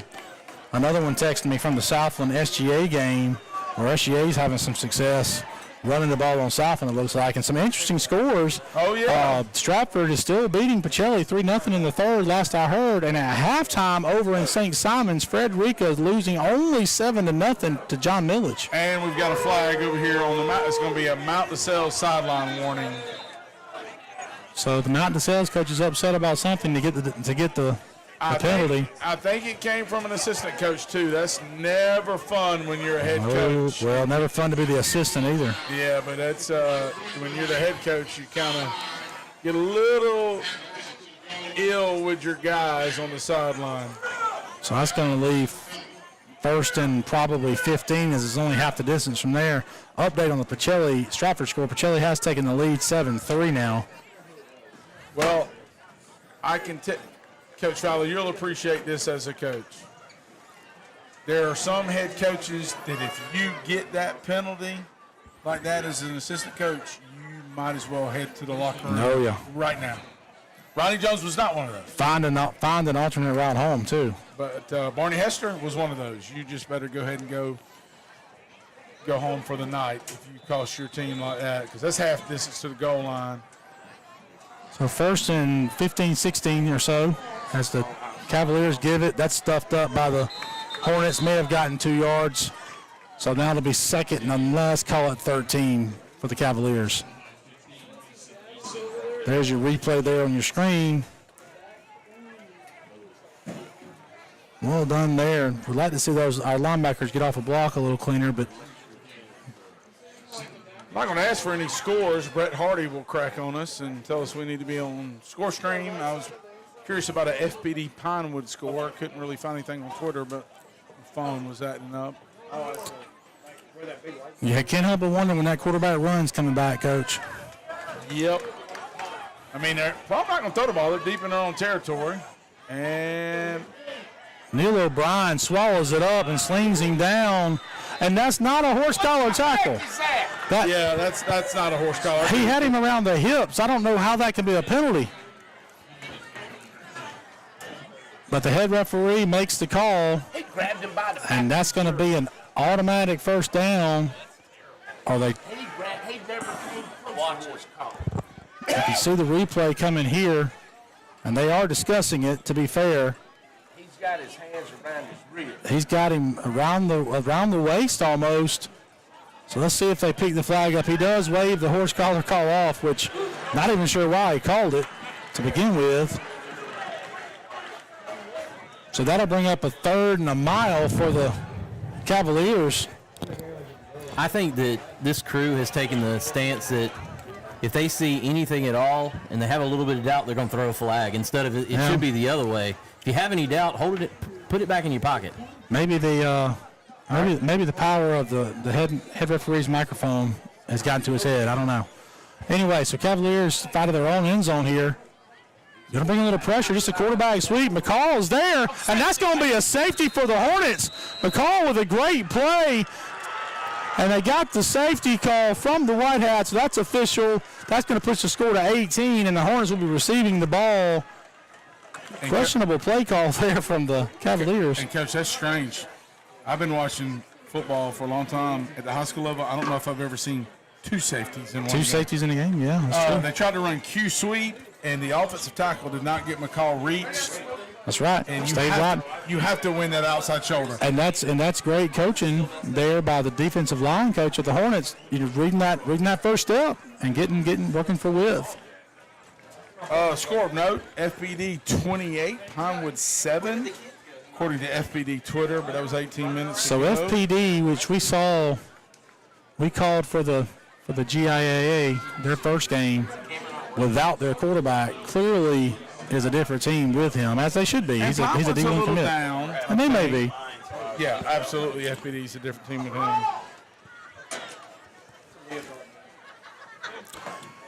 So as we mentioned earlier, crazy, 2-1 game. So as we mentioned earlier, the kicking team has a choice to punt or kick off. They're choosing to punt. And and if you're a returner, you can't go, oh, this is just a punt, I can get out of the way. There's no get out of the way here. It's got to be fielded. Unless it goes out of bounds. And that's a pretty good end-over-end kick. Going to be caught by Neil O'Brien. Not much there, but, you protected the ball, made sure it was possessed, and got to the 45-yard line, which is solid field position to start the Hornet drive. Another score, Tatnall's down, or was down at halftime, but that was 28 minutes ago on their Twitter, down 26-13 at halftime to Mount Vernon. Money earning Mount Vernon. Mount Vernon. Always thought of them as a basketball school. That is in Macon. So a lot of action in Macon tonight. We got... Is Stratford Pacelli?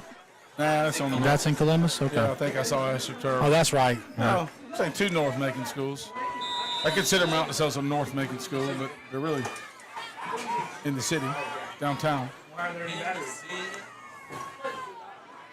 So the ball goes to Nick Free. He's trying to work to the edge. He can't get there. He probably gets a yard, stays in bounds. That is a good play by number 5 for DeSales. He's made a play a couple times. He's not on you have to look on the roster. You called his name earlier. He's on here, Lawton Hall. Did I miss that earlier? I guess I did. There you go. So I can't hear or see. That's good. Getting old's fun. It was hot, and you were taking off your shirt like you did at the coach's Oh, here we go. Yeah, okay. Listen, now that we've got the booth camera, there's none of that. That's true. Guaranteed. I'm picking. Besides, I think I did see someone take off their shirt in here tonight, but it wasn't me. It was hot. I had to remove a layer. I stepped out of sight. O'Brien on the carry doesn't get much inside. Maybe back to the line of scrimmage. Oh, they do give him a yard on forward progress, so we'll call it 3rd and a long 7 for the Hornets. Yeah, I don't know if we're not getting a push or is there a combo block. A lot of times on that zone stuff, or you're stepping foot to foot and hip to hip, and there might be some miscommunication. They're going camera on us, Coach, and having to get I'm riding your coattails. Oh, sorry, I'm hogging the camera, but my man J.J. Siegel has graced us with his presence and pushing me out of the... Steven Seagal. Gay launches the out route. Threw it a little high again. Couldn't really step into that and drive the ball with the defender kind of coming out his feet. So you took the words.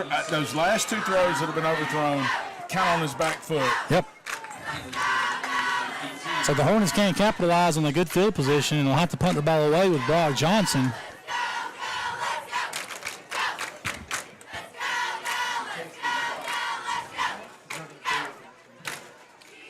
Mount DeSales in kind of a return or a safe look. Johnson gets it away. End over end. Cavaliers don't even try to field it. It's going to roll inside the 20. I mean, he's going to net. Yeah, it's going to end up being a great job there by Johnson. Like a 30, 34, 35-ish? Yep, well, you'll take that all day, especially on the net. So, well, with the return man at Mount LaSalle's middle school is going to have money, I'll take 18. That's not to be punting. Yeah. Hope not to have to kick to him. Well, you're going to pitch a shutout, so I just need to hopefully I can get at least one touchdown. You may have to get a safety and we'll win 2-0. Oh, wow. Why don't you maybe try to get two safeties? Yeah, they may have taken too many safeties in this game for you. You're not going to get one Monday. Oh, that's unfortunate. And if you think about it, the difference in the game is the two safeties. 2 and 2. Mount LaSalle's has not won first and second down much tonight. That's good for us. Hope that trend continues. They've played behind the sticks quite a bit. Well, it looks like the Hornets have cleaned up some of the deficiencies they had in the run game. They swallowed that up.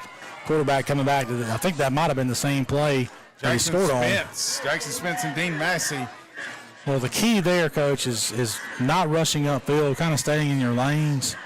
Yeah, nothing really in the spread offense. You got to be patient because nothing in the run game hits really hard downhill. So sometimes you got to be heels deep, you know, especially if it's not kind of a pass key as you come off the ball. And I've heard you say multiple times that the further you get upfield, the more rushing lanes you create. Yeah, you're not trying to get past the quarterback. Hornets showing some man here. Makes you wonder if they might be sending some pressure. And they do come off the edge. And they kind of got their own version of the water bug. And he did get enough at the first down, I believe. So that's going to be first down for the Cavaliers. He's a little old bitty thing, number 4. Oh, is there a flag down? I'm confused. I'm sorry. The actions of these referees are confusing. Here we go. It's his first down. And number 4 is Davian Williams, a junior.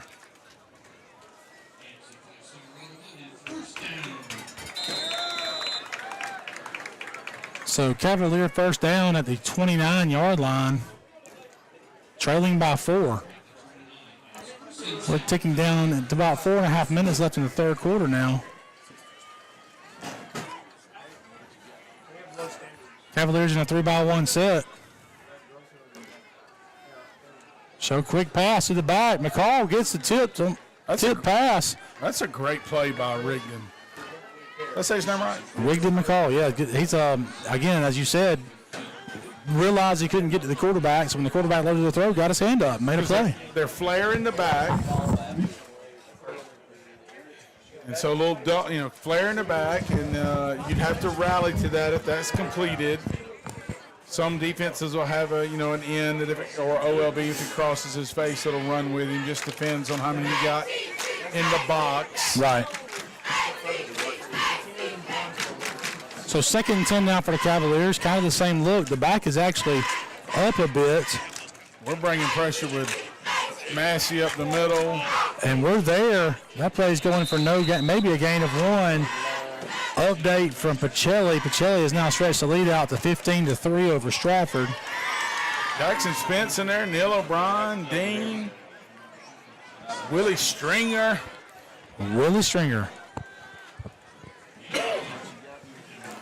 So big third down play here for both sides, really. The Cavaliers would like to get some sort of momentum going in their favor, and the Hornets would like to continue to stymie the attack of the Cavaliers and get another chance to get their hands on the ball. Yeah, at some point, the quarterback hadn't had to throw. He threw the deep fade, but at some point you can't just keep throwing tunnels. Looks like the Hornets are coming again. Safety blitz from Holly off the edge. Gets the ball away. It's tackled short of the first down, but I think we're going to have a holding call possibly at the line of scrimmage. Which we will take, I would imagine. It looks like, the spot is clearly a full yard short of the first. And I would think you'd want to back him up there because they'd probably go for a 4th and a yard. And Coach Campbell is pointing to back him up, I think. Your alma mater was down 21-0, but they're making a run. 21-14 now. 21-14. So I had a conversation with a buddy of mine that coaches at Deerfield who played SGA last week, and SGA was unbalanced single wing, Coach. People after your own heart. Running downhill and just gashed Deerfield from what I understand. So I tried to warn my buddy at Southland that might be coming, but Rod Murray sounds like he's adjusted. So Coach Campbell decides to take the penalty. He's going to give him another chance at third down, but looking at a 3rd and let's call it 19 now. John Millage is up 15-0 after 3. So both Millage and Pacelli now starting to kind of pull away. So it looks like that'll be, 154 now? I don't like to think about it. Hornets showing pressure again and playing man. Not 150, but 54. Get home, but O'Brien can't quite make the play. We've lost contain on the quarterback, but I think we're going to be okay. Runs out of bounds, running from the pressure. Hard to make a pass thrown across his body. So good pressure there from the Hornets, forces the action. Great coverage down the field as well, and that's going to lead to a Cavalier punt. That's a great secondary play. I think our coaches were applauding our secondary on the sideline there. Not 150-something for Millage, but like 53. Like you said, a loose count.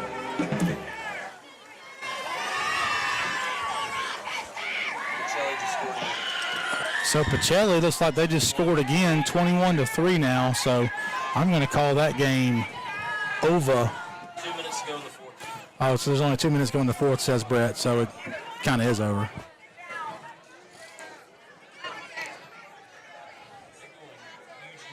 Alabama light show is chilly. So the Hornets lined up to come after it again, hoping to get another block. Not going to get home this time. A good kick from the Cavalier kicker. Easton lets it bounce, but it's going to get a friendly bounce this time, and the Hornets will take possession on their side of the field, the plus side, at about the 48-yard line. Call it the 47.5. And try to get something going offensively. It's been kind of a defensive battle here in the third quarter. The good news is that the laundry has stayed in the pockets of the officials a good bit. I know, it's getting close to my bedtime.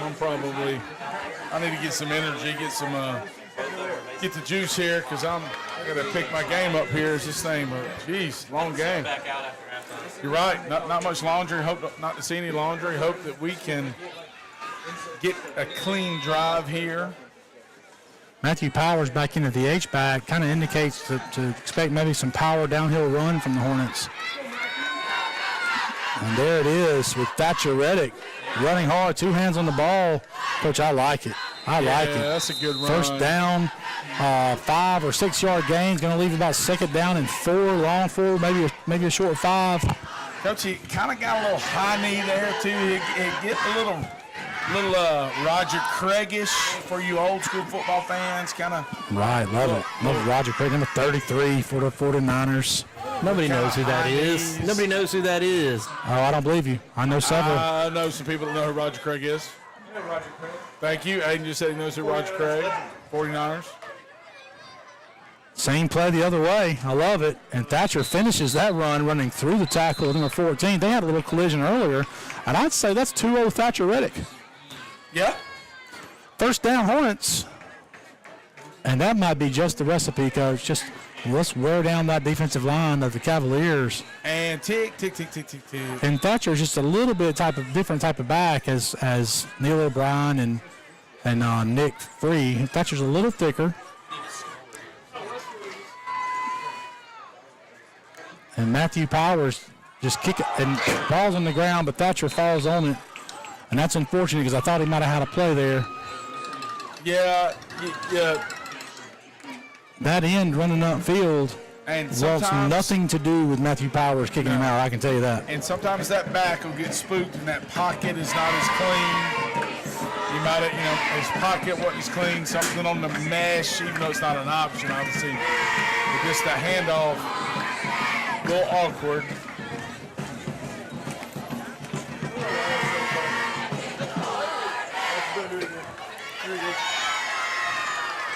So the Hornets come out and looking to pass, taking that underneath stuff to Mason Easton. That's going to be enough for a first down. Love that route combo. We go with a slot go and kind of a dig underneath thing from the outside guy.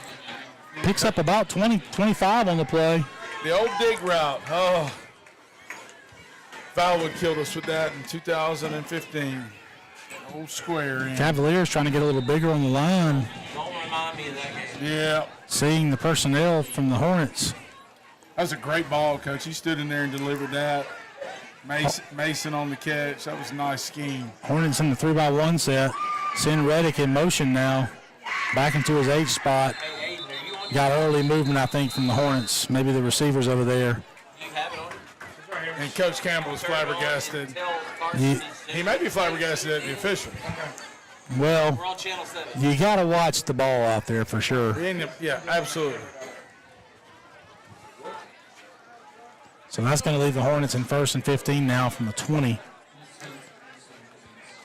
Really want to see, and I'm kind of speaking for Coach Campbell here, you really want to see your guys finish this drive off with a touchdown.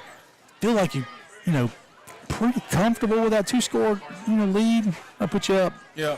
11 maybe, 10, 11, depending on the extra point. So. And there's our ace set, our 2 tights. Stacked twins over there again. The give goes to Free. And he's just not going to be able to bounce it on these guys. I think he's going to have to make sure he puts his foot in the ground and gets vertical when he sees a little green grass there, Coach. Number 6, their safety came downhill hard there. Maybe he's setting up some play action to the tight end again. I don't have him on the starters, so number 6 is Nate Frankham, a junior. Who was the other tight end? For us? Yeah, when we go 2 tights, who's the second tight end, Coach?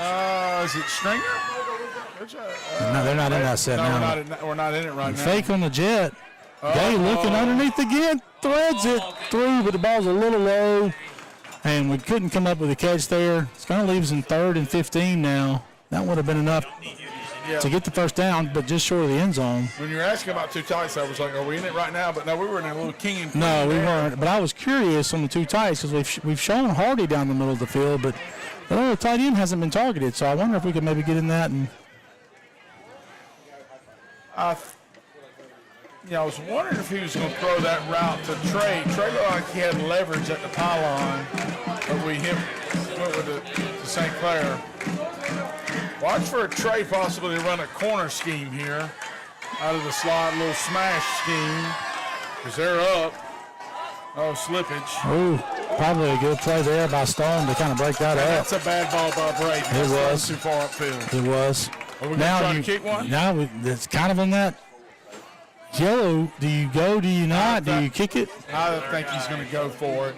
Probably get a timeout and try to dial up a play here.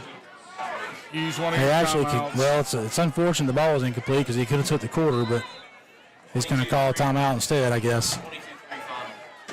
So the final from Pacelli is 22-3 in favor of the Vikings. So the Stratford Eagles, I think, will take what is their first loss in the season. Brett, we'll stay here through the timeout. Sorry, just 11 seconds left in the quarter, so we'll break at the quarter. And you got to figure Coach Fowler in the Max Shrimp rankings, the computer will smile on that long term for now obviously there's a lot of football to be played, but that's a quality win for Pacelli for sure. Brett's smiling at me, and I look over there, and I'm on the camera, so. I messed up JJ's flow. I got to get off. That's not. Well, big decision here for Coach Campbell, whether he's going to go or kick. You're just at the edge of. I think his range. Yeah, he's there. He's got this range. It's getting to the back end of it. I think you go for it though because you don't want the block. Understand? Yeah. The block and scoop and score. And a lot of times too, do you have a play you like? And if you just kind of play it safe, you may have something you like, and if you don't get the first down, you played it conservative. Might be a little combo route over here or something back to the tight end. Threw it off his back foot again, There's the Coach. seam. Hardy with the catch sir. for 6. That's a great throw, a great catch, and bad defensive back play because he let him get inside of him. He did let him get inside of him, and Hardy did a good job of kind of boxing him out a little bit, Coach. Great play. That's fun to watch. Good play there by the Hornets. Good call by the coaching staff. That's a great call. Safety and that just pushes the lead to 24-14 with the extra point pending.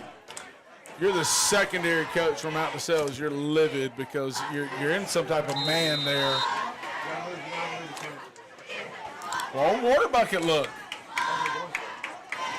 Well, Big Will McLean may have tipped it a little early, Coach. The water bucket got tipped over a little early. He was thinking about like the chocolate milk bucket. He's, I'm with you, Will. he's thinking about that water bottle over there on the sideline, I think.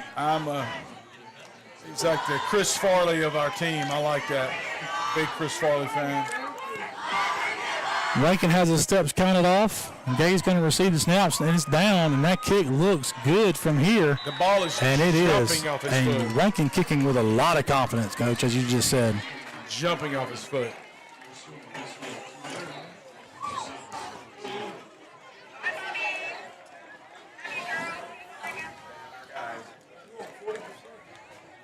Well, a little Ronald Reagan. Well.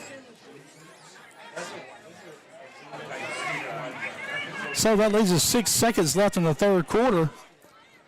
With the only play that's going to be run before the quarter break would be the kickoff from the Hornets. I'm assuming we'll see the same kickoff we've seen all night. Left hash kicking back across the field. We're still in the third. Seems like we've been playing football forever. No, the fifth quarter maybe.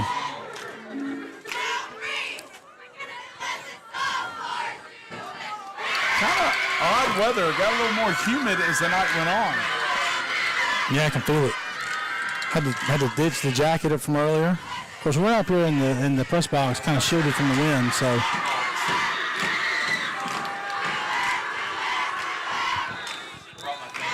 Whistle has been blown in. Rankin gets his last little stretch and counts off his couple of steps and gets ready to approach the ball now. Has toe knees leather. He sends it down the hash towards the sideline. Really a pretty good kick. And they got it. And he just steps out of bounds at the 25. Again, good coverage from the Hornets. Jackson St. Clair over here on the coverage. Oh, they asked to stop the clock with 1 second left. Goodness. Wow. So we'll get one more play for the break.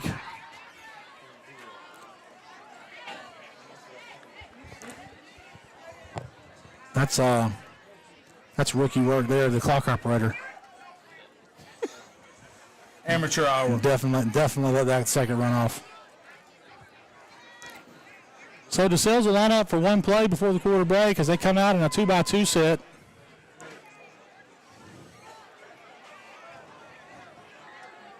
The Hornets with a small look up front. I don't have a single guy over 200 pounds. Well, maybe McGee.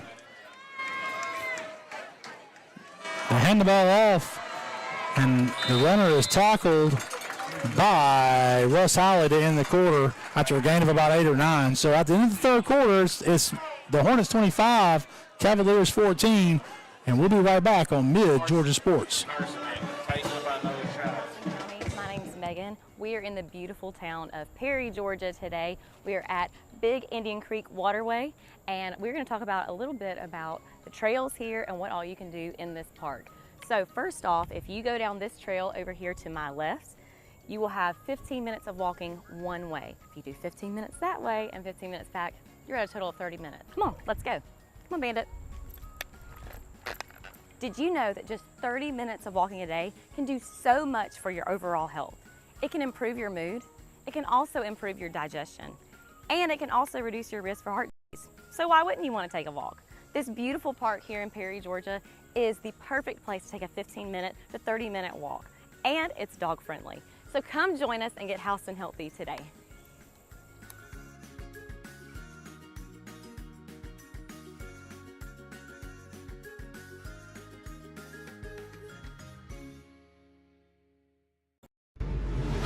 Together. Athletic. Friendships. Confidence. Challenging. Success. Rewarding. Welcome back to Cavalier Fields. Cavalier Fields, I can't talk, in Macon, Georgia. Second one now from the Cavaliers, and the hard count gets the Hornets to jump, so that'll be a first down for the Cavaliers. Young Wyatt Young in the commercial there during the break. Wyatt usually is at home listening or watching the Hornets in action, so hope he's enjoying seeing his younger self when he was actually athletic. Oh, wow. Oh, Wyatt, I hope you heard that. Did you say young Wyatt Young? Young Wyatt Young. That were an AP essay, we would say that was redundancy. Redundancy. Yeah, he's young Wyatt Young. Well, his last name's Young, so. I like it. Youthful. Is that somebody? When he was athletic? You say, I don't know. He got to where he was just trying to take a little shot. He could actually dunk after high school. It was crazy. Hey, Quarterback give him credit. breaks loose around the right side. He's going to pick up about 6 yards on the run. Couldn't dunk in high school, but could dunk after high school. That's how it always works out. Kind of reminds me of Ricky Black. Ricky Black, actually. Yep. Man, we you want to see us finish this thing. It's into the fourth quarter. It's a 2-score game. We've jumped off sides twice now, which, I mean, the coaches, that's kind of our MO. We get upfield hard on some of our stunts. So they didn't seem too upset. It happens, in the modern world. Well, it does. We may have done it one too many times tonight. But anyway, just inside the fourth now, I'd love to get a turnover, like you said, turnover on downs or a punt, whichever way we get it, and go on one of those long death march drives just to kill the clock. Hornets staying with that smaller D-line, sending the Dean Massey on the linebacker blitz. That ball almost intercepted by Grayson Waller, who's had a great night, Yeah, Coach. he's played well. He's played well last week, second half, he got a lot better. I think he had a little hiccup last week on that double move, but he's gotten better over the course of 5 weeks. That was a great play. Good for him. You know who I want Russ Holly to get a pick six. Well, he had one already, so he can. I'm saying it off of that, based on that. Right. Russ, and shout out to Russ. And he's had a great night defensively as well. Absolutely. Russ, Wilt, and I'm missing one. That's going to stay with the back, and Neil O'Brien's going to eat that up. And Dean Massey comes to clean it up, which is going to drop the Cavaliers back to 4th and probably 11, and probably taking the decision out of the coach's hands. He's going to have to punt this away.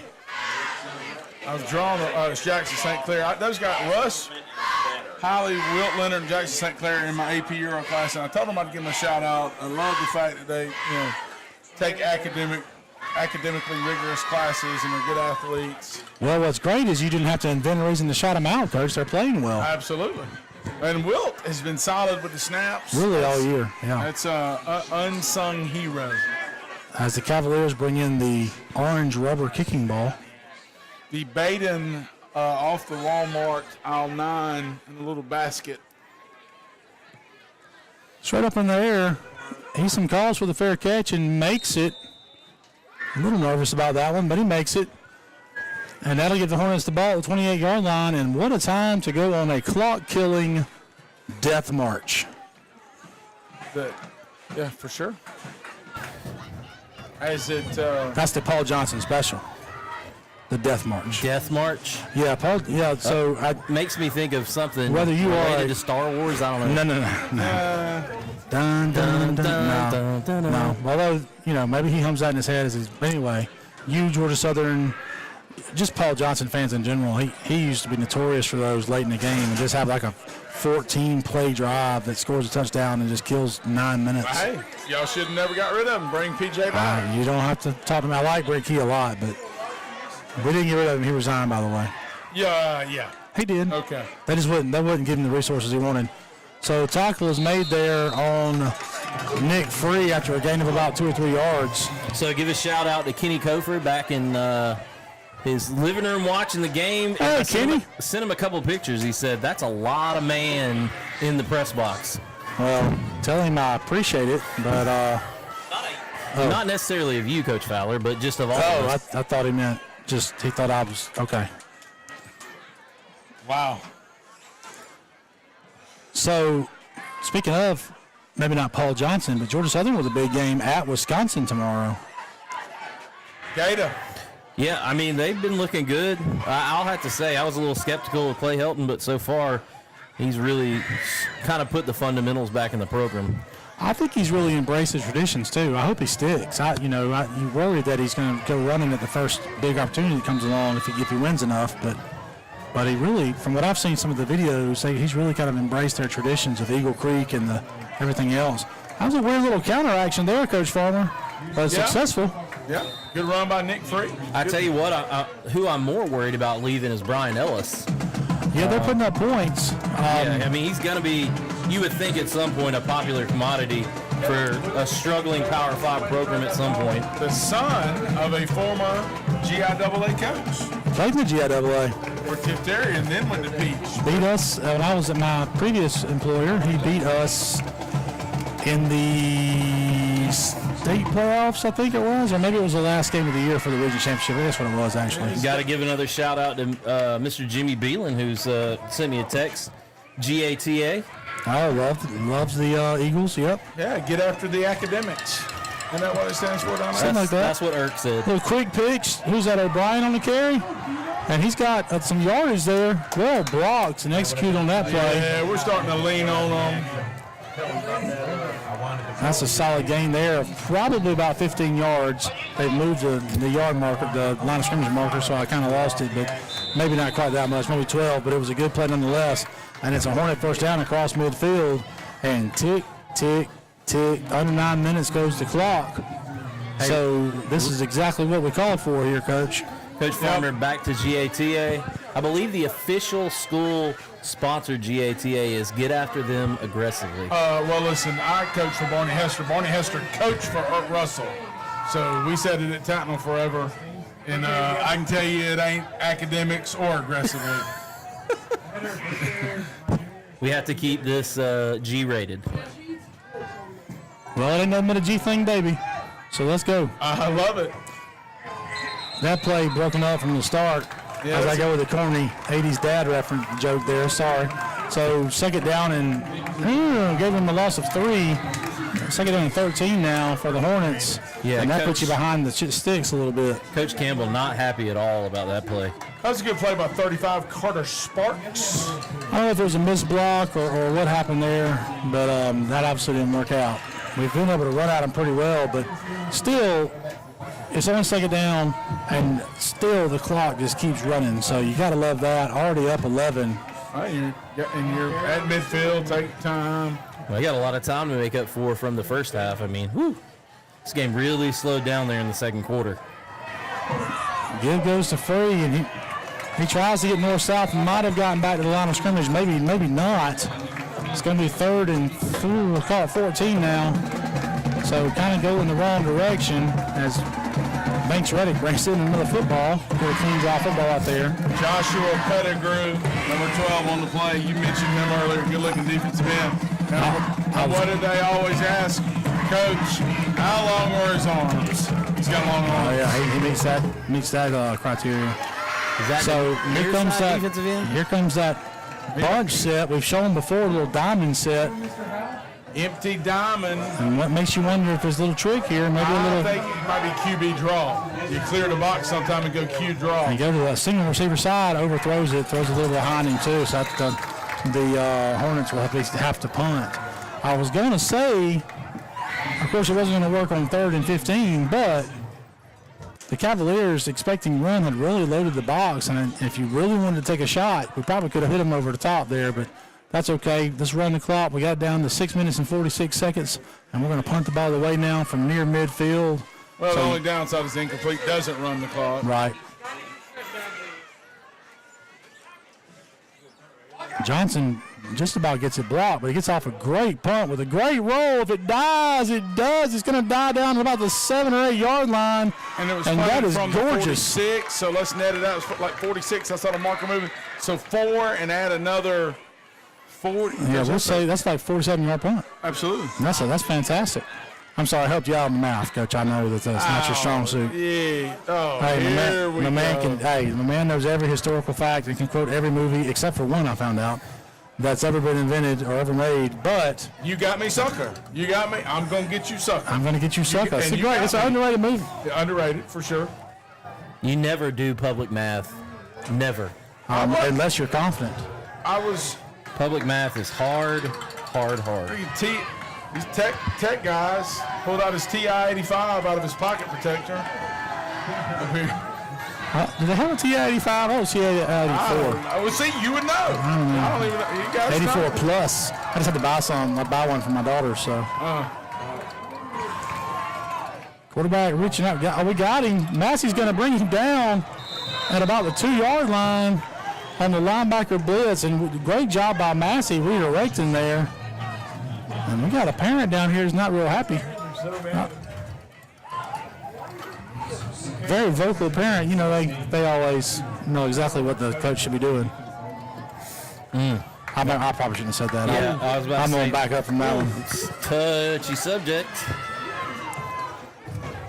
Nice shot of Aiden Mazinga's head right there.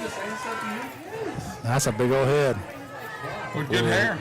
A lot of hair. Sorry, Mr. Chris, but if you're listening. Sort of got the Will Ferrell feel with his hair, super bad in that kind of range. I like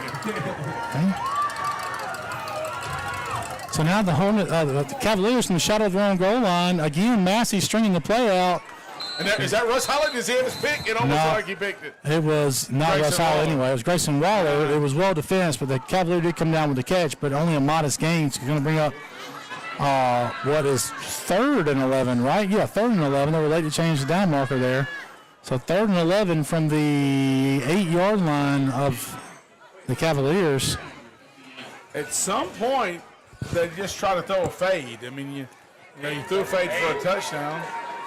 It'll be hard to throw a fade on win hoots. Especially to the guy that's there. Hornets bring pressure. He throws the ball deep, but it's well overthrown. And that's going to leave the Cavaliers having to punt, I guess, from their own 8-yard line. I mean, time's running short, but surely you can't go for it from there. So can we get a replay on the block here? And let's get a repeat and have 3 safeties in the game. Or better yet, let's cover it up for a touchdown. 3 seconds a game. That'd be something.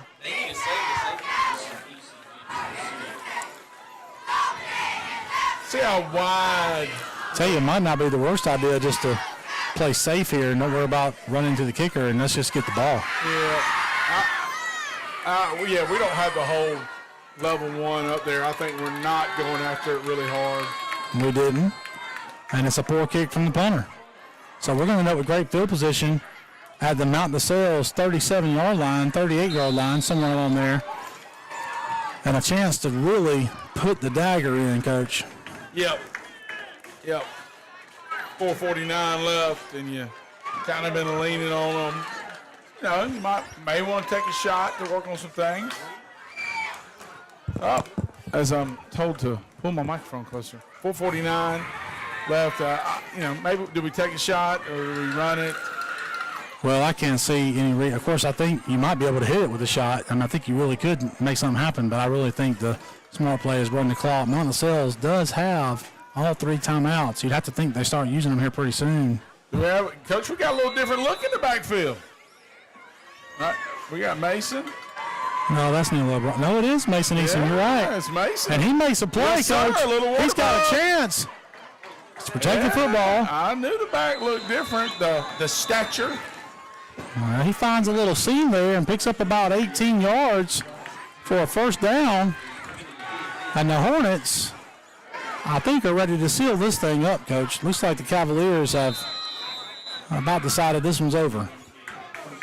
Yeah, now you're just really taking your time. You know, a lot of coaches will have somebody over there on the stopwatch, Well, the beauty of that, Coach, is that now they've got the play clock down there in the end zone, so. True, but. No more need. I've certainly done that myself. Snap it at 3. You're right. And they are taking their time getting the play in here. So down to 5 seconds on the play clock, and they're going to burn every second of it, which is great. But then we call timeout. Then we get a timeout, and that's okay because he killed all the time. Down to just over 4 minutes left in the game. Hornets get a timeout. But let's take a quick break right here. I don't think we've had a chance to get one much in the second half. You're listening to Hornet Football on Mid-Georgia Sports Network. My name's Megan. We are in the beautiful town of Perry, Georgia today. We are at Big Indian Creek Waterway, and we're going to talk about a little bit about the trails here and what all you can do in this park. So first off, if you go down this trail over here to my left, You will have 15 minutes of walking one way. If you do 15 minutes that way and 15 minutes back, you're at a total of 30 minutes. Come on, let's go. Come on, Bandit. Did you know that just 30 minutes of walking a day can do so much for your overall health? It can improve your mood. It can also improve your digestion. And it can also reduce your risk for heart disease. So why wouldn't you want to take a walk? This beautiful park here in Perry, Georgia is the perfect place to take a 15-minute to 30-minute walk. And it's dog friendly. So come join us and get healthy and healthy today.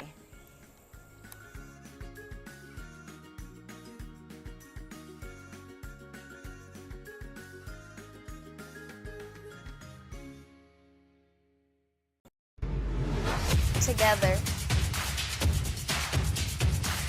Athletic. Welcome back as the Hornets run the ball around the end with Mason Eason. Modest gain on the play, maybe 3. Just kind of some entertainment. A couple of the Westfield students had come over to speak to some friends in the Stratford student section. As they walked off, the Cavalier faithful were booing them. So, hey, you know what? Don't hate the player. Hate the game. Yeah. I mean, maybe some of these gentlemen were being social. So the clock continues to run in the Hornets' favor, up 11. Coach Campbell taking his time getting a play in, but there's plenty still left on the play clock, down to under 12.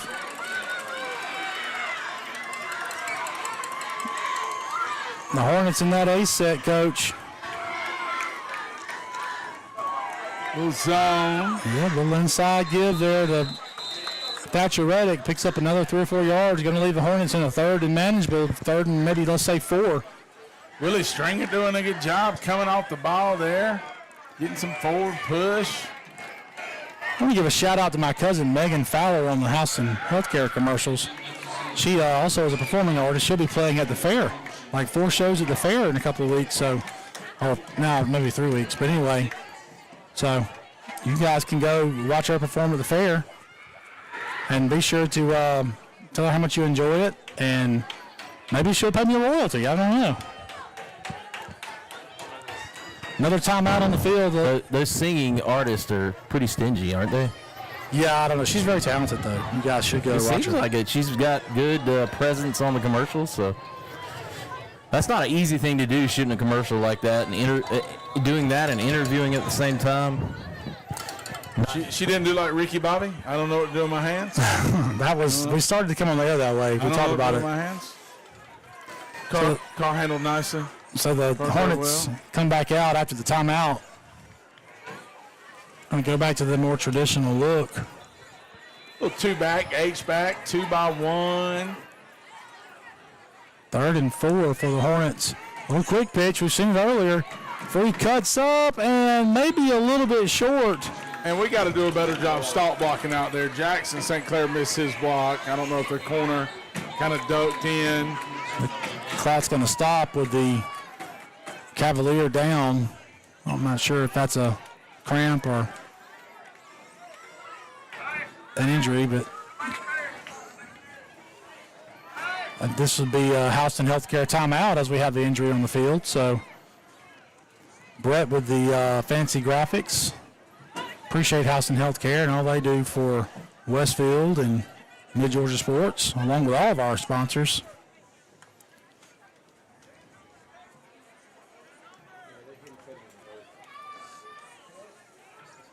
Looks like this young man may be a minute, Brett. So why don't we take a quick break, and we'll be right back on Mid-Georgia Sports.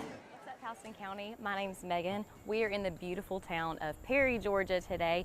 We are at Big Indian Creek Waterway, and we're going to talk about a little bit about the trails here and what all you can do in this park. So first off, if you go down this trail over here to my left, you will have 15 minutes of walking one way. If you do 15 minutes that way and 15 minutes back, you're at a total of 30 minutes. Come on, let's go. Glad to report the young man from out of sales got up and was able to jog off the field. So that brings up a big 4th down. And Coach, it's maybe a little early to say, but this might be the game here if the Hornets can convert. 4th and 2. We might go hard count. And that heavy T set again. Or we're just straight run it and roll the dice. Little boot. throws the ball to Hardy for a touchdown. Wow. But that's a gutsy call by Coach Campbell. I love it. Hardy's third touchdown of the night. Have a night, kid. And that, Coach, is the dagger. That is Katie Bar the door. Yeah, Katie bar the door. Yeah. I don't know where that saying comes from. Yeah, I don't know. Where does that come from? Is that his third? So he caught the ball. Third, Skinny. he had the first one. Then he had the catch where on the other end where he kind of boxed the guy out. What was the first one? First one was the first touchdown of the game down the middle of the field on the screen. Yep. Oh, wow. What a night. What a good ball. Good play call. A little different water bucket look there, Coach. Almost a polecat. Come out a little polecat look. The versions of the water bucket. And I think my guy is going no tee. He just said, let's go with it. Yeah, that's his new thing. So Rankin for a perfect night, pinning this kick. And he stays. That ball is really a pretty ball, Coach. He's really doing a good job. So that's going to take it to 32-14. Braden Gay on the hole. That's 4 for 4 for Rankin on the night. And Long was kicking the ball off great. So good night for him. Coach, the old boot pass. I love the boot pass, play action. It's a safe scheme because your tight end's probably going to have leverage on that corner route. You can throw it where only, it doesn't matter, on fourth down, even if it's picked off. But, let's say we're third or second down. That route combo is so safe because only one guy can catch it. Right.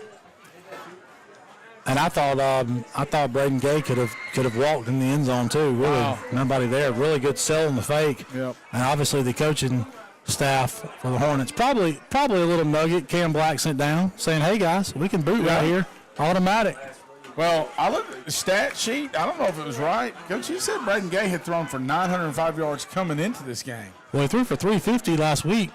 So it's quite possible. That's a big night tonight. Oh, so there's his stats. 50 for 95 for 905 and 9 TDs and 2 interceptions. Now, he's had a couple of interceptions tonight, but he's had – are all 4 touchdowns passing touchdowns tonight, Coach? Did we hit St. Clair for one? I can't remember. I do know this, but the score is 32-14, and really we had one kind of stolen from us on the goal line. Didn't we hit the water bug for a score? We did. Yep. And then Brett knows the answer, but he's I can't hear him. No, I'm not on. We just kicked the ball out of bounds, which is not the end of the world. So it'll be Cavalier ball in 35, unless they choose to make us re-kick it, which I doubt they will. Not at this point. Everybody's just wanting to go home at this point. So we got Trey Hardy with 3 touchdown receptions. Jackson St. Clair with a touchdown. That's 4. And then 2 safeties. That's right, 32. So looking back now, Coach, let's kind of look from where we started. Keys to the game, and I'll keep it with Westfield like we did earlier. So offense stays in rhythm, and I would say with the exception of all the penalties in the second quarter, that's been the case. Special teams has been great. Weston Rankin has been solid. Brock Johnson, of course, had a good night as well, including one really special punt. And then tackle in space, and we've done a fair job of that as well. I'd say a little better than fair, but especially when you consider how well we ran to the ball and rallied to the ball as a defense. Right. So I would say we checked all the boxes there on our side. What about the Cavaliers? Well, the graphic's going off, but it said something about winning the turnover battle. There it is. I don't know. I know we threw. Pretty even there, yes. Turnovers there. I'll say this. It says use team speed. I'm going to say this. Yeah, you got to use your team speed. I don't think that Mount LaSalle's threw enough intermediate passes. Maybe they couldn't protect. But I don't think they're faster than us. Well, I don't think they can use team speed because they're not faster than us. That was going to be my rebuttal there is there's more than one fast team on the field. For sure. The quarterback's going to get away here. Well, I say that, and then we close him down. He does pick up a modest 2 yards, but that's fine as the clock ticks down to 2.5 left. Kind of when you think about the speed, I just think our skill guys are really deep. I also think about how many running backs we played tonight. We're very deep at running back. Fast at linebacker, too. Dean Massey can really run, and so can Thatcher Reddick. And really, we've played an undersized D-line all night. Think about how fast our D-line has flowed sideways, as you said earlier. Tell you what, the emergence of Jackson Spence at nose guard, he's been really good since he came in the starting lineup.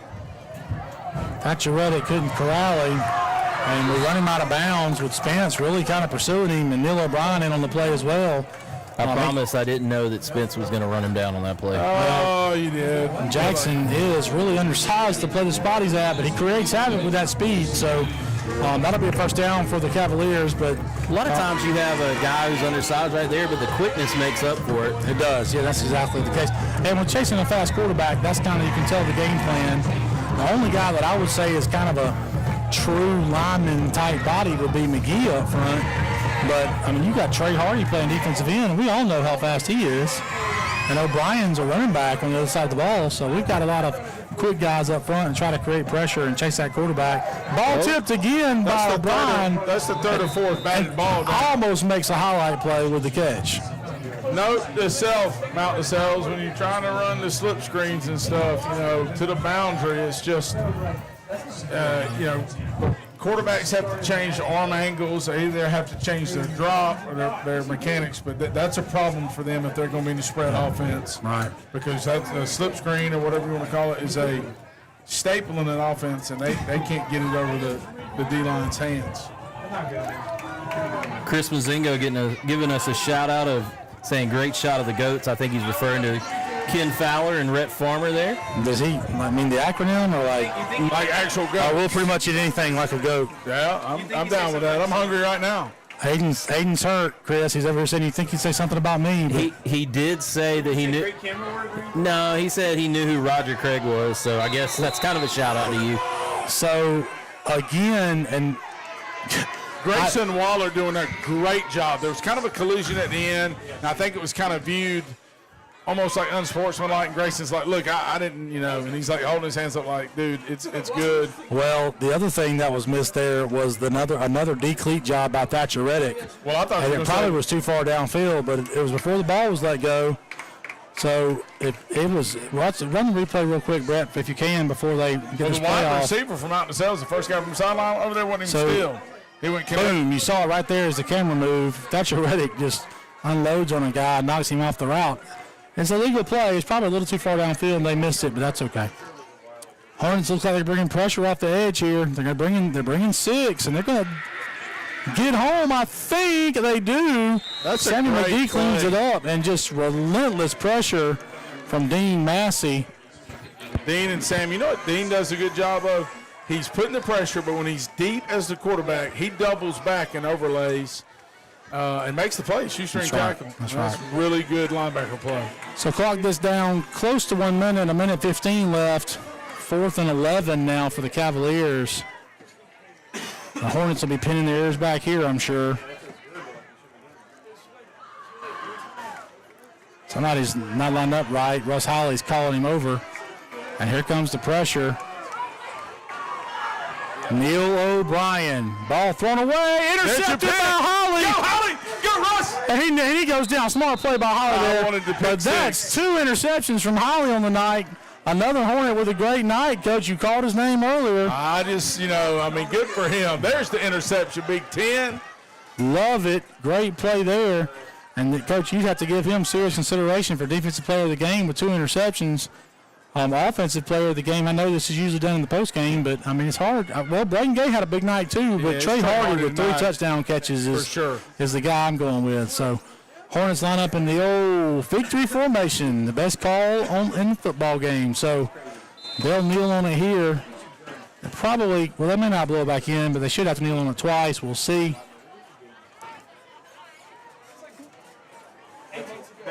But, again, there's your victory formation.